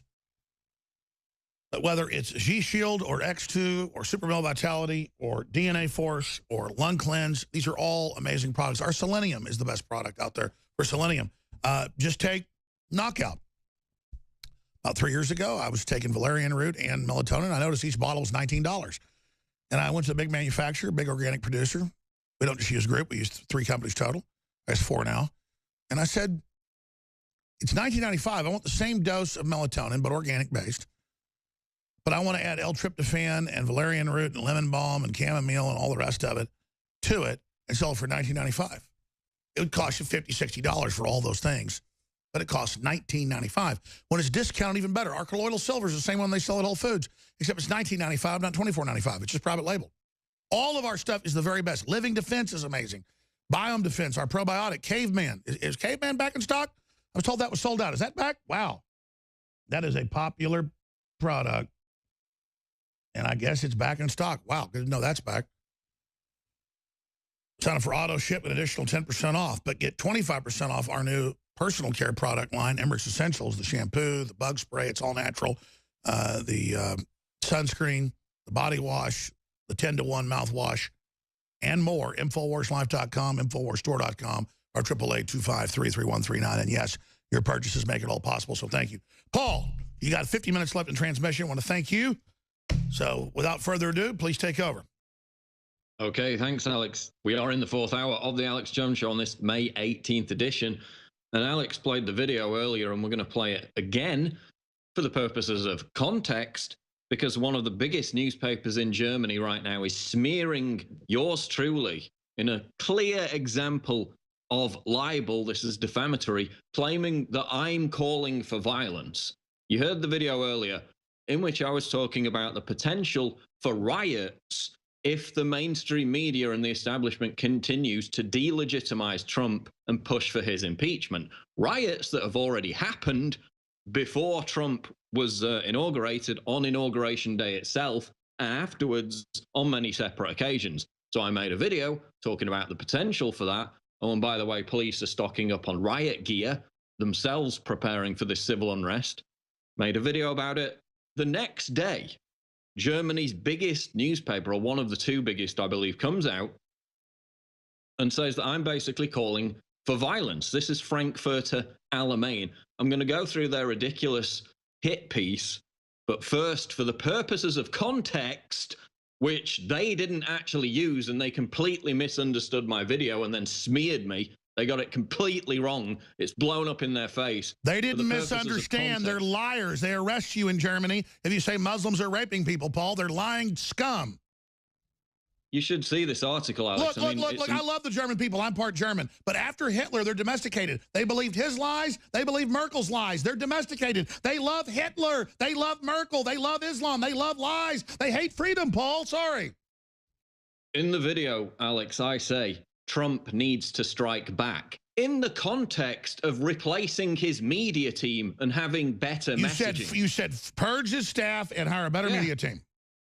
And they said that I was calling to strike back against people in the streets, that I was calling for war and violence, when I said in the video, look what happened with the Syria attack last month. He went to war briefly, and the deep state left him alone for a few weeks. Will he make that mistake again? That's what I said in the video. You said violence was the mistake. Yeah, and in this article, they say I call for war and violence. That's because they are the great inverters. They are the great inverters. This is one of the worst things. I mean, it could only be down to poor translation. But again, this is not just some fringe blog. It's Frankfurter Allgemeine, probably the biggest newspaper in Germany. And the intro, we'll play the video in a second again, but the intro says, Donald Trump seems to be no longer just a desire for the left-wing media, but many of his fans do not want to accept it. So again, this is a rough translation, but they're saying we don't want to accept that he might be impeached. Some even call for violence if the establishment overthrows their idol. So they go on to say that I put out a video in which I call for violence, I call for violent riots on the streets of America, when that's what I said the left would do, as they've done on numerous other occasions. Let's play the clip. Let's play the full video in context, and then I'll get back into the article. Here's the video. Trump's impeachment. The relentless, hysterical, 6-month-long media campaign to delegitimize Trump was firmly based around setting the narrative that he's an illegitimate dictator. They're radicalizing the violent alt-left. We've seen the attacks on Trump supporters. We've seen the crazies trying to scale the White House fence over and over again. This summer, the situation could explode. The drive to impeach Donald Trump will lead to either war abroad or war on the streets of America. Sources close to the White House indicate to us that sleeper cells within the administration, turncoats, will be the leading voices in the push to impeach Donald Trump. The same traitors responsible for the leaks, in alliance with never-Trump Republicans, are feverishly working with the Democratic Party establishment to sabotage Trump. And thanks to the media, bought and paid for by the deep state, the propaganda is working. But clearly we're on the trail there to an impeachment. Are we getting closer and closer to the possibility of yet another impeachment process? I rise today, Mr. Speaker, to call for the impeachment of the President of the United States of America. Are well on our way to impeachment. Odds of Trump being impeached by the end of 2017 have shot up past 30%. 48% of Americans want to see it happen, and that's because the media has engaged in blitzkrieg-like onslaughts of deception. We're told this Comey memo is, quote, deeply troubling. So troubling that Comey sat on it for 3 months. So troubling that he kept it quiet for all that time and only released it days after he was fired. What a coincidence. So Trump tells Comey that he hopes he'll be fair to Flynn because he thinks he's a good man. And the media calls this obstruction of justice. Even CNN admits that this is part of the deep state's revenge against Trump. We know that this is, they talk about the deep state. Well, these are communities that have a lot of loyalty within and know how to get back. Even if you're the President of the United States. The same revenge that Chuck Schumer promised with an evil glint in his eye before Trump even took office. Let me tell you, you take on the intelligence community, they have 6 ways from Sunday at getting back at you. So, domestically in America, huh? Supposedly hard. It's illegal, dumbass. He's being really dumb to do this. The leak to the Washington Post. Trump tells Russia how to protect innocent people from being blown up on a plane by ISIS, and he's the monster for trying to save lives. Not a single shred of evidence has ever been presented to prove Trump colluded with Russia to influence the election. But that doesn't matter to these people. The end justifies the means. And the end game is the elimination of Trump at whatever cost to the country. Isn't it rich how they still grandstand like they've got the moral high ground? Keith Olbermann begging foreign countries to launch a coup d'etat. You're literally trying to incite the overthrow of a democratically elected president. You don't have the moral high ground. These people are perfectly willing to see the country fail if it means they can claim they were proven right about Trump. They're quite happy to see the plane go down, even though they're on it, just to soothe their butthurt about losing the election. Difference is, they've got parachutes. The middle and working class Americans who voted for Trump don't. And they're the ones who are going to suffer. There are 2 courses of action for Trump. Either he initiates a massive purge of fifth columnists within his administration, as well as completely replacing his communications team, which steadfastly refuses or is too incompetent and weak to fight back on any of these issues. The deep state has declared war on Trump. It's time to fight back. The other option is war. You saw what happened after the airstrike on Syria. The deep state left him alone for a few weeks, and his approval rating recovered. Trump could launch a massive war and rally the country around that last refuge of scoundrels, patriotism. But that's exactly what the deep state wants. And once it's over, they'll just keep undermining Trump anyway. Where's this all heading? If the media intensifies this effort to portray Trump as illegitimate, which it will, the situation will explode onto the streets. You'll see massive riots in major American cities this summer. And I'm not talking about protests that boil over. I'm talking full-blown LA-style riots, deaths and destruction of property. It may be triggered by something unrelated to Trump, but the frenzy will all feed into this collapse narrative. That's where it's heading, and that's where they want it to go. The collapse of the Trump presidency, if it cannot be stopped, will make the collapse of Venezuela look like a walk in the park. That's right. It's the trigger for every brainwashed, socialist, globalist, mental patient to go completely insane. Paul, we haven't pre-scripted this, and I'm going to let you take over here, but I really want your view on this. How big is it that our listeners sent us clips? Seemed like nobody else had pointed this out. That Comey back in May said nobody tried to get him. I mean, he said in the letter to Trump, you haven't tried to stop our investigation. You're not under investigation. So we already know that in writing, but it's video of him saying it months after he puts this out. This is perjury. And, you know, I tweeted it at Real Alex Jones. It's only got like 3,000-4,000 retweets. Sounds like a lot. It needs a lot more. If we can click on that, I'll show folks. I've also sent some other tweets out. But, I mean, am I wrong? Or is this not really important to get out to people? No, it's absolutely huge. And I saw it circulating briefly yesterday, but you're right, it's got nowhere near the attention it deserves. Of course, the other thing is, you know, it wasn't obstruction of justice, even if this memo is true. And by the way, nobody's seen it yet. Somebody told the New York Times that they'd seen it. Comey sat, it was such a bombshell shocker that Comey sat on it for 3 months. Oh, somebody told me maybe once somebody saw a leprechaun riding a unicorn, too. Exactly. Yeah. And, of course, I'm glad you mentioned, they told me later, Matt found this just in some email. We learned the great Cernovich was talking about it last night. That's why I love him so much. So people have finally found this clip. We're trying to push it big now. It's not about credit, but even though we're pushing it big now, it's not going viral like it should. Comey said Trump never tried to influence him under oath 2 months after the White House meeting. The memo's either fake and Comey's letting the lie be there, or he perjured himself, Paul. No, it's absolutely huge. And the other thing, even if you believe the text of this memo, it says like, oh, Flynn's a good guy. Hopefully you can, you know, let him off, go easy on him. There's no direct order to stop an investigation anyway. And even in that clip that you're talking about of Comey, He says that even if the Trump wanted to do that, he could do it. That's what Comey said. So again, the larger clip, massive... he's the president. Yeah, it's a total nothing. But I mean, what do you make, though? He has the Russian foreign minister there, like, they're planting microphones. He's giving them... They're acting like the president can't even meet with a dog catcher. It's absolutely insane. The original conversations between Flynn and the evil Russians were about, oh, let's try and work out how we don't go to nuclear war. And for that, Flynn is absolutely dreadful. Yeah, maybe it should have been on record, but just the basic nature of it is not even shocking. Can you imagine the things that Obama got up to? Nobody's blowing the whistle on him, of course, because these people are within the National Security Advisory Board. There's 60% of them who are Obama holdovers.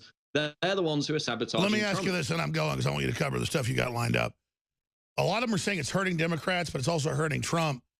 But they just get more frantic, more crazy. We know the deep state wants to overthrow Trump. They want to kill him. I think they've got a good chance of either killing him or bringing him down. Then there'll be a civil war, as you said, in the country. These people are crazy. Alex, you've seen the number of people who tried to infiltrate the White House. One of them basically got in the White House recently. This is all inspired by hysterical mainstream media propaganda. Oh, yeah, he should never be in the White House now. No. Listen, Alex, you've got Maxine Waters today, and I'm going to play the clip. They ask her, what's the evidence of collusion between Trump and Russia? She says that Vladimir Putin invented the phrases crooked Hillary and lock her up. And drain the that's swamp. The evidence. She's literally, that's what she says. She claims that with absolutely no evidence whatsoever. And then even it's like MSNBC, even they're shocked. They're like, no, yeah, but what's the actual evidence? She admits there isn't any. Not a single shred has ever been presented apart from a So what does it say, though, that crazy old ladies like Pelosi that thinks Bush is in office in all these clips are ruling us? It kind of says we're pathetic. Well, I mean, she's in another clip from '98 where she talks about the very process of impeachment and says that it's a coup d'etat and that impeachment shouldn't even be allowed of any president. I'm going to let you take over and play those clips. Great job, Paul. But I hope the listeners spread the word and retweet it from at Prison Planet and at Alex Jones. And just, Paul, you know how to get stuff out big on Twitter. How do we make the video and the article by Kit Daniels where I break this down, how do we make that go super viral and the video of Comey? I would upload the video to Twitter, then with the link to the InfoWars article, and I can do it, and then you can retweet it, or the other way around. Yeah, I don't care how you do it. Just tell us what to do, because I know you're the master of Twitter. Okay, Paul, take over. I'm going to stop now. Got to unplug, or I'll keep talking. Go ahead. All right, thanks, Alex. Yeah, I'll do that straight after the show. We're going to get to the Maxine Waters clip, just to round up on the German newspaper, Frankfurter Allgemeine. You heard the video, we just played it. Clearly, I was talking about striking back in the context of he needs to purge his media team, in my opinion, to strike back. I talked about him declaring war. He could declare war to get the deep state off his back, to please them, in the context of patriotism being the last refuge of scoundrels. So I was saying war is bad. I then went on to talk about riots. What did I show when I was talking about riots? I showed Antifa, leftists, rioting, protesting on the day of Trump's inauguration. Clearly, I wasn't talking about right-wing Trump supporters rioting. I wasn't encouraging Donald Trump to launch a war to get the deep state off his back. I was saying that will be the temptation, given that it kind of happened before in April with the Syria strike. Absolutely clear context. Yet Frankfurter Allgemeine says that I'm calling for violence if the establishment overthrows Trump. I'm calling for the exact opposite. I'm saying that's the threat. We should prevent violence and riots. Absolutely incredible. You can go and read the translation of that article. I tweeted it out. Absolutely amazing. We have a few minutes left here in this segment. Let's go to Maxine Waters on, I think it was MSNBC, it was, claiming, she's asked, what's the evidence for Russia-Trump collusion? She literally says, Putin invented the phrase, lock her up and crooked Hillary. Here's the clip. I want to define what you mean by collusion, because what you're talking about seems more circumstantial to me. Bank records, perhaps contacts that were of a nebulous nature. Who knows why Flynn was talking to the Russian ambassador? It could have been, it seems to have been about sanctions. Collusion to me is very specific. It means that the Russian government or actors within were trying to elect Donald Trump. But I want to know what collusion means to you, because that seems to be the standard by which you're saying he should be impeached. Yes, absolutely. I am talking about strategies that were developed working with the Trump campaign. I really do believe that much of what you saw coming out of Trump's mouth was a play from Putin's playbook. I think that when you saw him absolutely calling Hillary crooked, the locker was my playbook, you dumb witch. I think that was developed strategically with people from the Kremlin, with Putin, and I called the truth, dumbass. Bank records. I think that you can that other congressman thinks that visits islands float. To Moscow were made during the campaign by Manafort and others. I think it's a lot more absolute. So you think the Russian government developed the talking points for the Trump campaign? I think that there was a cooperation in developing strategy about how they could ensure that Hillary Clinton was not elected. They need Trump. Trump will be there. By the way, she said this before, Paul. That's what they really want to happen. That's pretty much the end of it, Alex. Then they ask her if there's any actual evidence of real collusion. She admits there's no evidence. She claims that Putin came up with crooked Hillary and lock her up. He doesn't even speak English. This is absolutely insane, Alex, and this is on MSNBC. Let's tell him you came up with a lot of this, and so did I, Paul. I mean, we came up with the truth. Oh, exactly. I mean, you printed the T-shirts. I mean, we came up with that. There's another clip where she's talking about impeachment. Probably get to that after the break. But again, this is the woman who's the prominent voice for wanting to impeach Trump, and her evidence is completely Louise Mensch level crazy conspiracies about Putin inventing things. And let's be clear, she's the enemy of America, not Putin. Not that we love Putin, it's just a fact. This is the woman who wants our guns. This is the woman who wants to bring in the Muslims. This is the woman lying constantly. This is the idiot that thinks Putin invaded Korea. She doesn't even know there's a North or South. This woman's a clear and present danger, as Kucinich already said. Jonathan Turley's come out. All the real liberals are horrified. Glenn Greenwald, Paul, you're taking over. It's Paul Joseph Watson in for the fourth hour of the show. Today, we're going to get back into the crazy world of Maxine Waters here in a second. But first, I want to talk to you about an exciting new line of products at InfoWarsStore.com. You've seen the attacks against us on a daily basis. Talked about another one earlier. This is why we need your support. And these are the new Emmerich Essentials line of organic household products. So again, it's another one of those things where you're going to want to buy these products anyway. They're everyday products that everybody uses, you know, sunscreen, body wash, bug spray. So why not buy them from us and support this network? After 23 years, we found a company run by a fellow patriot that was dedicated to producing high-quality organic products that were even better and cost far less than other leading brands. So we have the non-nano SPF 30 zinc oxide sunscreen, DEET-free herbal bug spray. And again, you're going to buy these products anyway, so get them from us. You have the pure unscented body wash, the peppermint mouthwash. Again, this is all organic, unlike the crappy mouthwash that you can buy that's linked to cancer and all these other horrible things. The cheap stuff. We've got pure tea tree shampoo, long-lasting natural deodorant. It's all available at InfoWarsStore.com. It is the Emmerich's Essentials line of organic household products. It's available right now. Support this broadcast. Get the other great products at InfoWarsStore.com. We can only survive and thrive with your continued support. You know, Patreon has now started delisting people, started banning them for hate speech because they have, God forbid, a different opinion. So people reliant on donations now are even being banned, censored off the internet. Remember, PayPal banned WikiLeaks. We're reliant only on you getting the products. That's why they can never take us down in that kind of manner. They're still going to attack us on a daily basis. But we rely on you, and that is our strength. We don't rely on the establishment for our income. Please get the products at InfoWarsStore.com.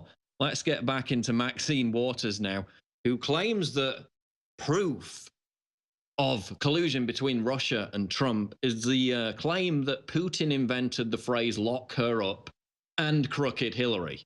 Yes, she actually said that, even though Vladimir Putin doesn't even speak English, but that's the bombshell evidence of collusion between Putin and Trump.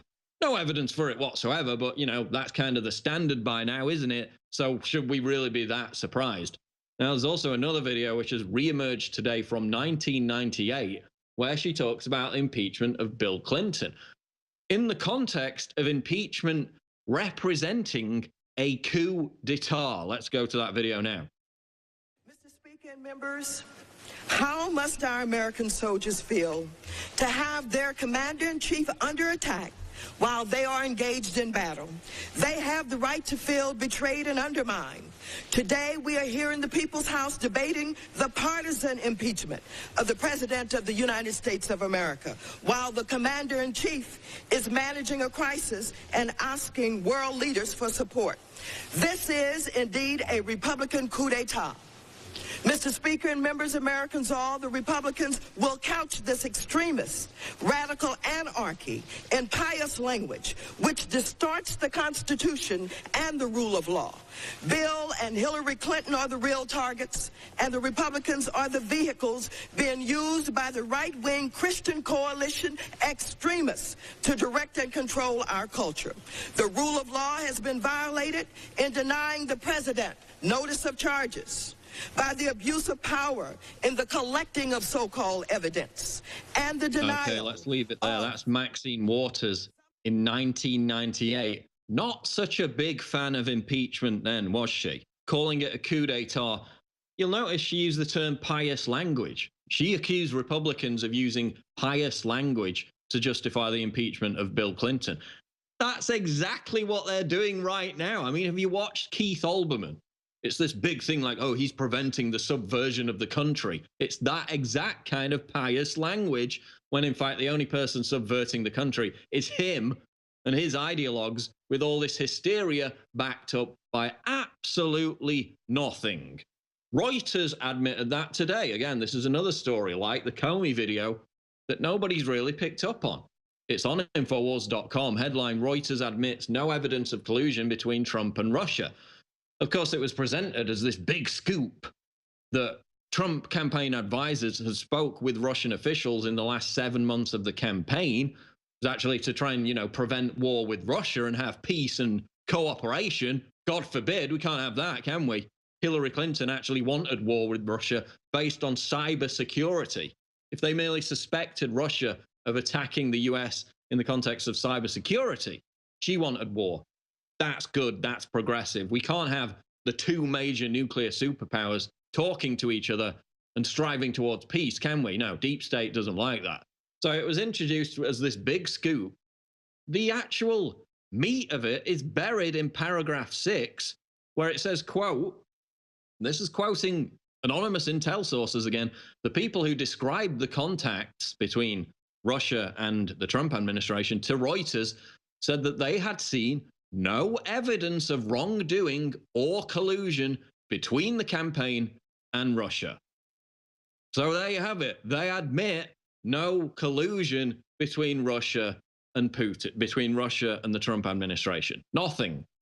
Another big fat nothing burger. They've got absolutely no evidence apart from Maxine Waters' insane rambling conspiracy theories about Vladimir Putin inventing phrases for the Trump campaign that Alex Jones literally invented in one case. Putin doesn't even speak English. She's pulled that out of absolutely nowhere. She continues to make gaffes on television day after day after day, and they still put her up there as the credible voice of impeachment. Absolutely incredible. Of course, we had the death of Roger Ailes announced today. When this news broke, of course, Drudge Report broke it first. I tweeted, Roger Ailes is dead. Thousands of leftists on Twitter will now insult his grieving family by celebrating the news. Lo and behold, that's exactly what happened. Now, bear in mind, I would never celebrate the death of my worst enemy. It shows a complete lack of class. It's vicious. It just reflects back on the person doing it. And that's exactly what's happened throughout today. You know, during World War II, British soldiers fighting in a war against Nazis, if the Nazis were killed, they would give them respectful burials. Even Nazis would be respected in death, but not Roger Ailes. And I tweeted some of these out today. A verified account on Twitter called May Fatigue tweeted a response to Alex Jones's tweet about Roger Ailes, where he said, you know, announced that he had died. She said, quote, "Hey, I guess both of you won't be seeing your kids." So she's not only insulting his memory, she's insulting his grieving kids. Very classy. Very, very classy indeed. Cenk Uygur, Young Turks. This is what he said about Roger Ailes. Quote, "Glad Roger Ailes lived long enough to get caught and die lonely and humiliated. That extra year of life cost him dearly." He's talking about someone who literally just died, who has grieving children, grieving family members. That's what Cenk Uygur had to say about it. Yeah, real classy, Cenk, real classy. Now, bear in mind, what happened after Ted Kennedy died? Did conservatives make fun of it? Probably a few of them did. Did they celebrate it in such vast numbers?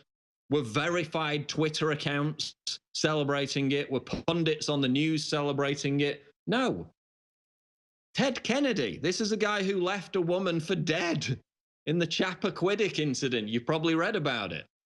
He drives off a bridge into the water. He manages to escape. His partner at the time doesn't. He leaves her to drown, doesn't report the accident for 10 hours to authorities. Okay? Leaving a woman to drown to death is significantly worse than anything Roger Ailes did. Allegedly assaulting women, which is bad, but you want to compare that to what Ted Kennedy did? Not on the same level, is it? Oh, but what happened when Ted Kennedy died? They all adored him. Of course they did. Nobody was talking about a Chappaquiddick incident. Certainly nobody on the right, nobody prominent was celebrating his death and taunting his grieving family members like the classy leftists are doing today. Absolute disgrace. There's no level to which they won't stoop every single time. This is another article. Feminists attack Kimberly Guilfoyle for sending prayers to Roger Ailes' family. She sent a tweet in memory of Roger Ailes and his grieving family members. She was viciously attacked by feminists, who of course reserve their most virulent hatred for smart conservative women. Slate editor Sam Adams rejoices over death of Roger Ailes, then deletes tweet. Roger Ailes was an evil man who made the world a dramatically worse place. On the bright side, he's dead now. They just can't resist. They cannot resist. They're vicious, vicious individuals. Again, even if my worst enemy politically died, if anyone died, you don't celebrate their death. You don't. I just can't believe it. Yes, you don't have to worship them after they've died.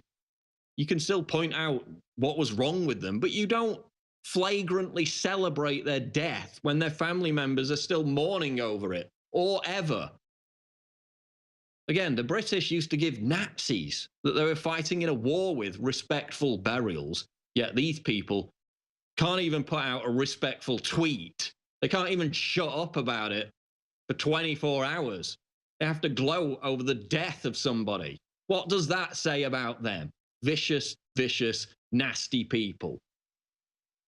Absolutely incredible. Moving on to cultural enrichment news now. We had the article up on Infowars.com about an hour ago. Austrian town refuses to accept more refugees after migrants gang rape 15-year-old girl. Another European country enjoying the cultural enrichment that this mass refugee wave has brought. A town in Austria has refused to accept any more refugees after 3 migrants gang raped a 15-year-old girl. She was walking home on April 25th. She was grabbed. She was brutally raped by 2 men from Somalia and 1 from Afghanistan. The police sat on it for nearly a month, refused to tell the public about it in this small town. Look at the picture there. Look how nice that little town looks. This isn't even in a major city. This is just a quiet little town in Austria. Invited these people in. Now you've got 15-year-old girls being gang raped. And the police said nothing about it for nearly a month, putting the other citizens at risk. But now the mayor has basically told the government in Austria, that's it. Zero tolerance. We're not taking in any more refugees until further notice because of this incident. Now, it's interesting that it's in Austria because, of course, they were subjected to another act of cultural enrichment. I think it was about 18 months ago now, when an Iraqi refugee raped a 10-year-old boy at a swimming pool in Vienna. And after he did it, he didn't even try to flee. He thought it was perfectly normal, natural behavior to rape a 10-year-old boy. Oh, and by the way, he hadn't had sex for 4 months, so it was a, quote, sexual emergency. That's literally what he told the police. These are the people we're inviting in. People who think it's normal to rape boys at swimming pools. Like, the police are going to show up and they're just going to believe him. It's like, oh, it's just normal. Oh, okay, it's just normal. Maybe normal where you come from. It's not normal in Austria. But the kicker was that his conviction is going to be reduced. He originally got convicted, but it's now going to a retrial because the judges found that he believed the child, the 10-year-old boy, had consented to be raped. So because this rapist claims that he thought the child wanted it, that means he's going to get off with a lighter sentence. Can you believe it? Again, this is happening over and over again in swimming pools. You know, men exposing themselves, grabbing on women, harassing women. In Germany, in some towns, they had to ban, quote, refugees from using swimming pools altogether. They were called racist for that by the same frigging feminists that whine all day about a rape culture, which doesn't exist, while inviting an actual rape culture to take over their country. So now Austria is enjoying more cultural enrichment. Migrants gang rape 15-year-old girl. The police sat on it for nearly a month. Now they're saying we're not taking any more in. Over in Sweden, my favorite country, asylum seeker masturbated next to the wrong woman. What a headline that is, out of Spicer. An Iraqi asylum seeker sat next to 21-year-old Hannah on the train and began to masturbate, something he would soon regret. So she basically smacked him over the head. He fled. The train conductor let him go. He fled. Thankfully, they found him. Of course, the thing here is that he thought it was natural. He thought it was perfectly acceptable to just go on an empty train where a woman sat on her own with her headphones on, half asleep, and to just start masturbating over her. He just thought that's completely acceptable. And I guess, given previous examples where this has happened, where women have actually been raped on trains in Sweden, in Germany, and they've said, well, I didn't want to report it to the police because that might make me racist. We've seen women in Paris talking about how they're groped, sexually molested, harassed on the street. And they say, well, we have to be tolerant now. We have to be tolerant of this. They've brought their behavior in. It's acceptable in their country. We just have to be tolerant of that because we're progressive. No, you don't have to be tolerant of men grabbing on your breasts and trying to rape you. You frigging idiots. This is what the left is inviting in. The most regressive, anti-woman, pro-rape culture belief system on the planet. And they're stood there with the refugee welcome signs. Oh, Paul, not all refugees. Yeah, absolutely terrible argument. Can you imagine if, for example, United Airlines had 5 planes crash on the same day? And what would people's response to that be? The natural, normal response would to say, let's find out what the hell is going on. Why are 5 planes from the same company crashing on the same day? The normal response would not be to say, oh, but there are 1,000 United Airlines that didn't crash today. So then we must not have a problem. Why are you obsessing about these 5 planes that crashed when 1,000 didn't? That's literally the argument they have when they say not all migrants, not all Muslims, not all refugees. Yeah, no one's debating that. That's not the argument. The argument is this is a problem. Women are being molested and raped. We have to address it. We have to stop inviting in this rape culture. We'll be back on the Alex Jones Show live, Infowars.com. Don't go away. We're live for the final segment of the 4th hour of the Alex Jones Show. Before I hit a few final news stories, I want to tell you about Super Blue fluoride-free toothpaste back in stock for a limited time at a price of just $9.95. That's 33% off retail. Again, we've been sold out for months on this. It's back in stock. It's not going to stick around for long. It is the fluoride-free toothpaste, which everybody buys anyway. So why not get it from us?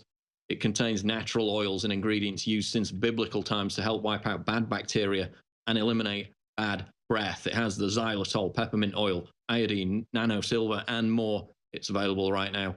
$9.95 at InfoWarsStore.com. We also have the new Z Shield, or Z Shield as it's properly announced, toxic metal and chemical defense support formula for 25% off retail. It is the proprietary toxic metal and chemical defense support formula. It's available now at InfoWarsLife.com in a very limited first run. Our food, water, and air is loaded with toxic metals and chemicals that are known to be wreaking havoc on our bodies. Fight back with Z Shield, or Z Shield for British people. Toxic metal and chemical defense support, now available 25% off at InfoWarsLife.com. Support this network. Let's hit some final news stories here in the last 3 minutes. Police departments stocking up on riot gear in preparation for summer of rage. Now, if you check the year-by-year amount spent on riot gear, batons, shields, pepper spray, whatever, it's going up significantly every single year. It's clearly designed to deal with demonstrations, protests that get out of hand. So people have crunched the numbers through Freedom of Information Act requests, and they've found that across the country, police departments are spending more and more year on year on riot gear. Of course, this ties into the collapse narrative I talked about in that Trump impeachment video, where you have the attempt by the media, by the establishment, to delegitimize Trump, to venerate, to legitimize riots against his administration. So that could very well happen. And police across the country are definitely preparing for the worst. Now we have the BBC threatening to tell your bosses if you post offensive comments online. They actually say this. They actually vow and promise to contact people's employers if they post offensive or inappropriate content on BBC websites, which of course, according to them, is any dissenting opinion in most cases, especially when it comes to immigration. You've seen the comment boards, for example, on other left-wing media outlets in the UK, like The Guardian, where it's just literally, your comment has been deleted, your comment has been deleted, your comment has been deleted.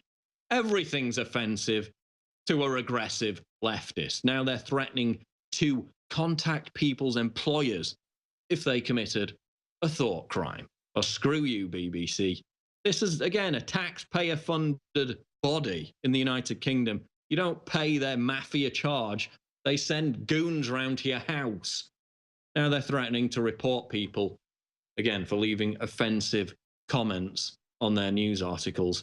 Absolutely incredible. Also in Europe, Sweden's facing a chronic housing shortage. Nearly a quarter of young people in Sweden still live at home, according to the Swedish Union of Tenants. That number's going up and up and up, as is the number of migrants who they invite into the country.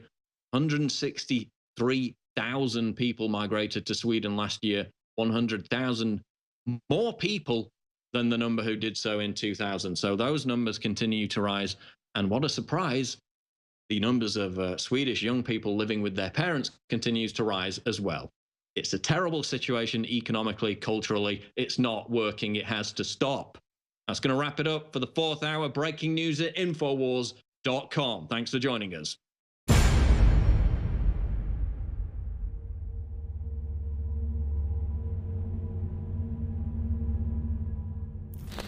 In ancient times, man roamed the earth in a constant state of hunting or being hunted. Introducing Caveman, where cutting-edge science meets ancient super nutrients. Secure your bottle right now at InfoWarsStore.com.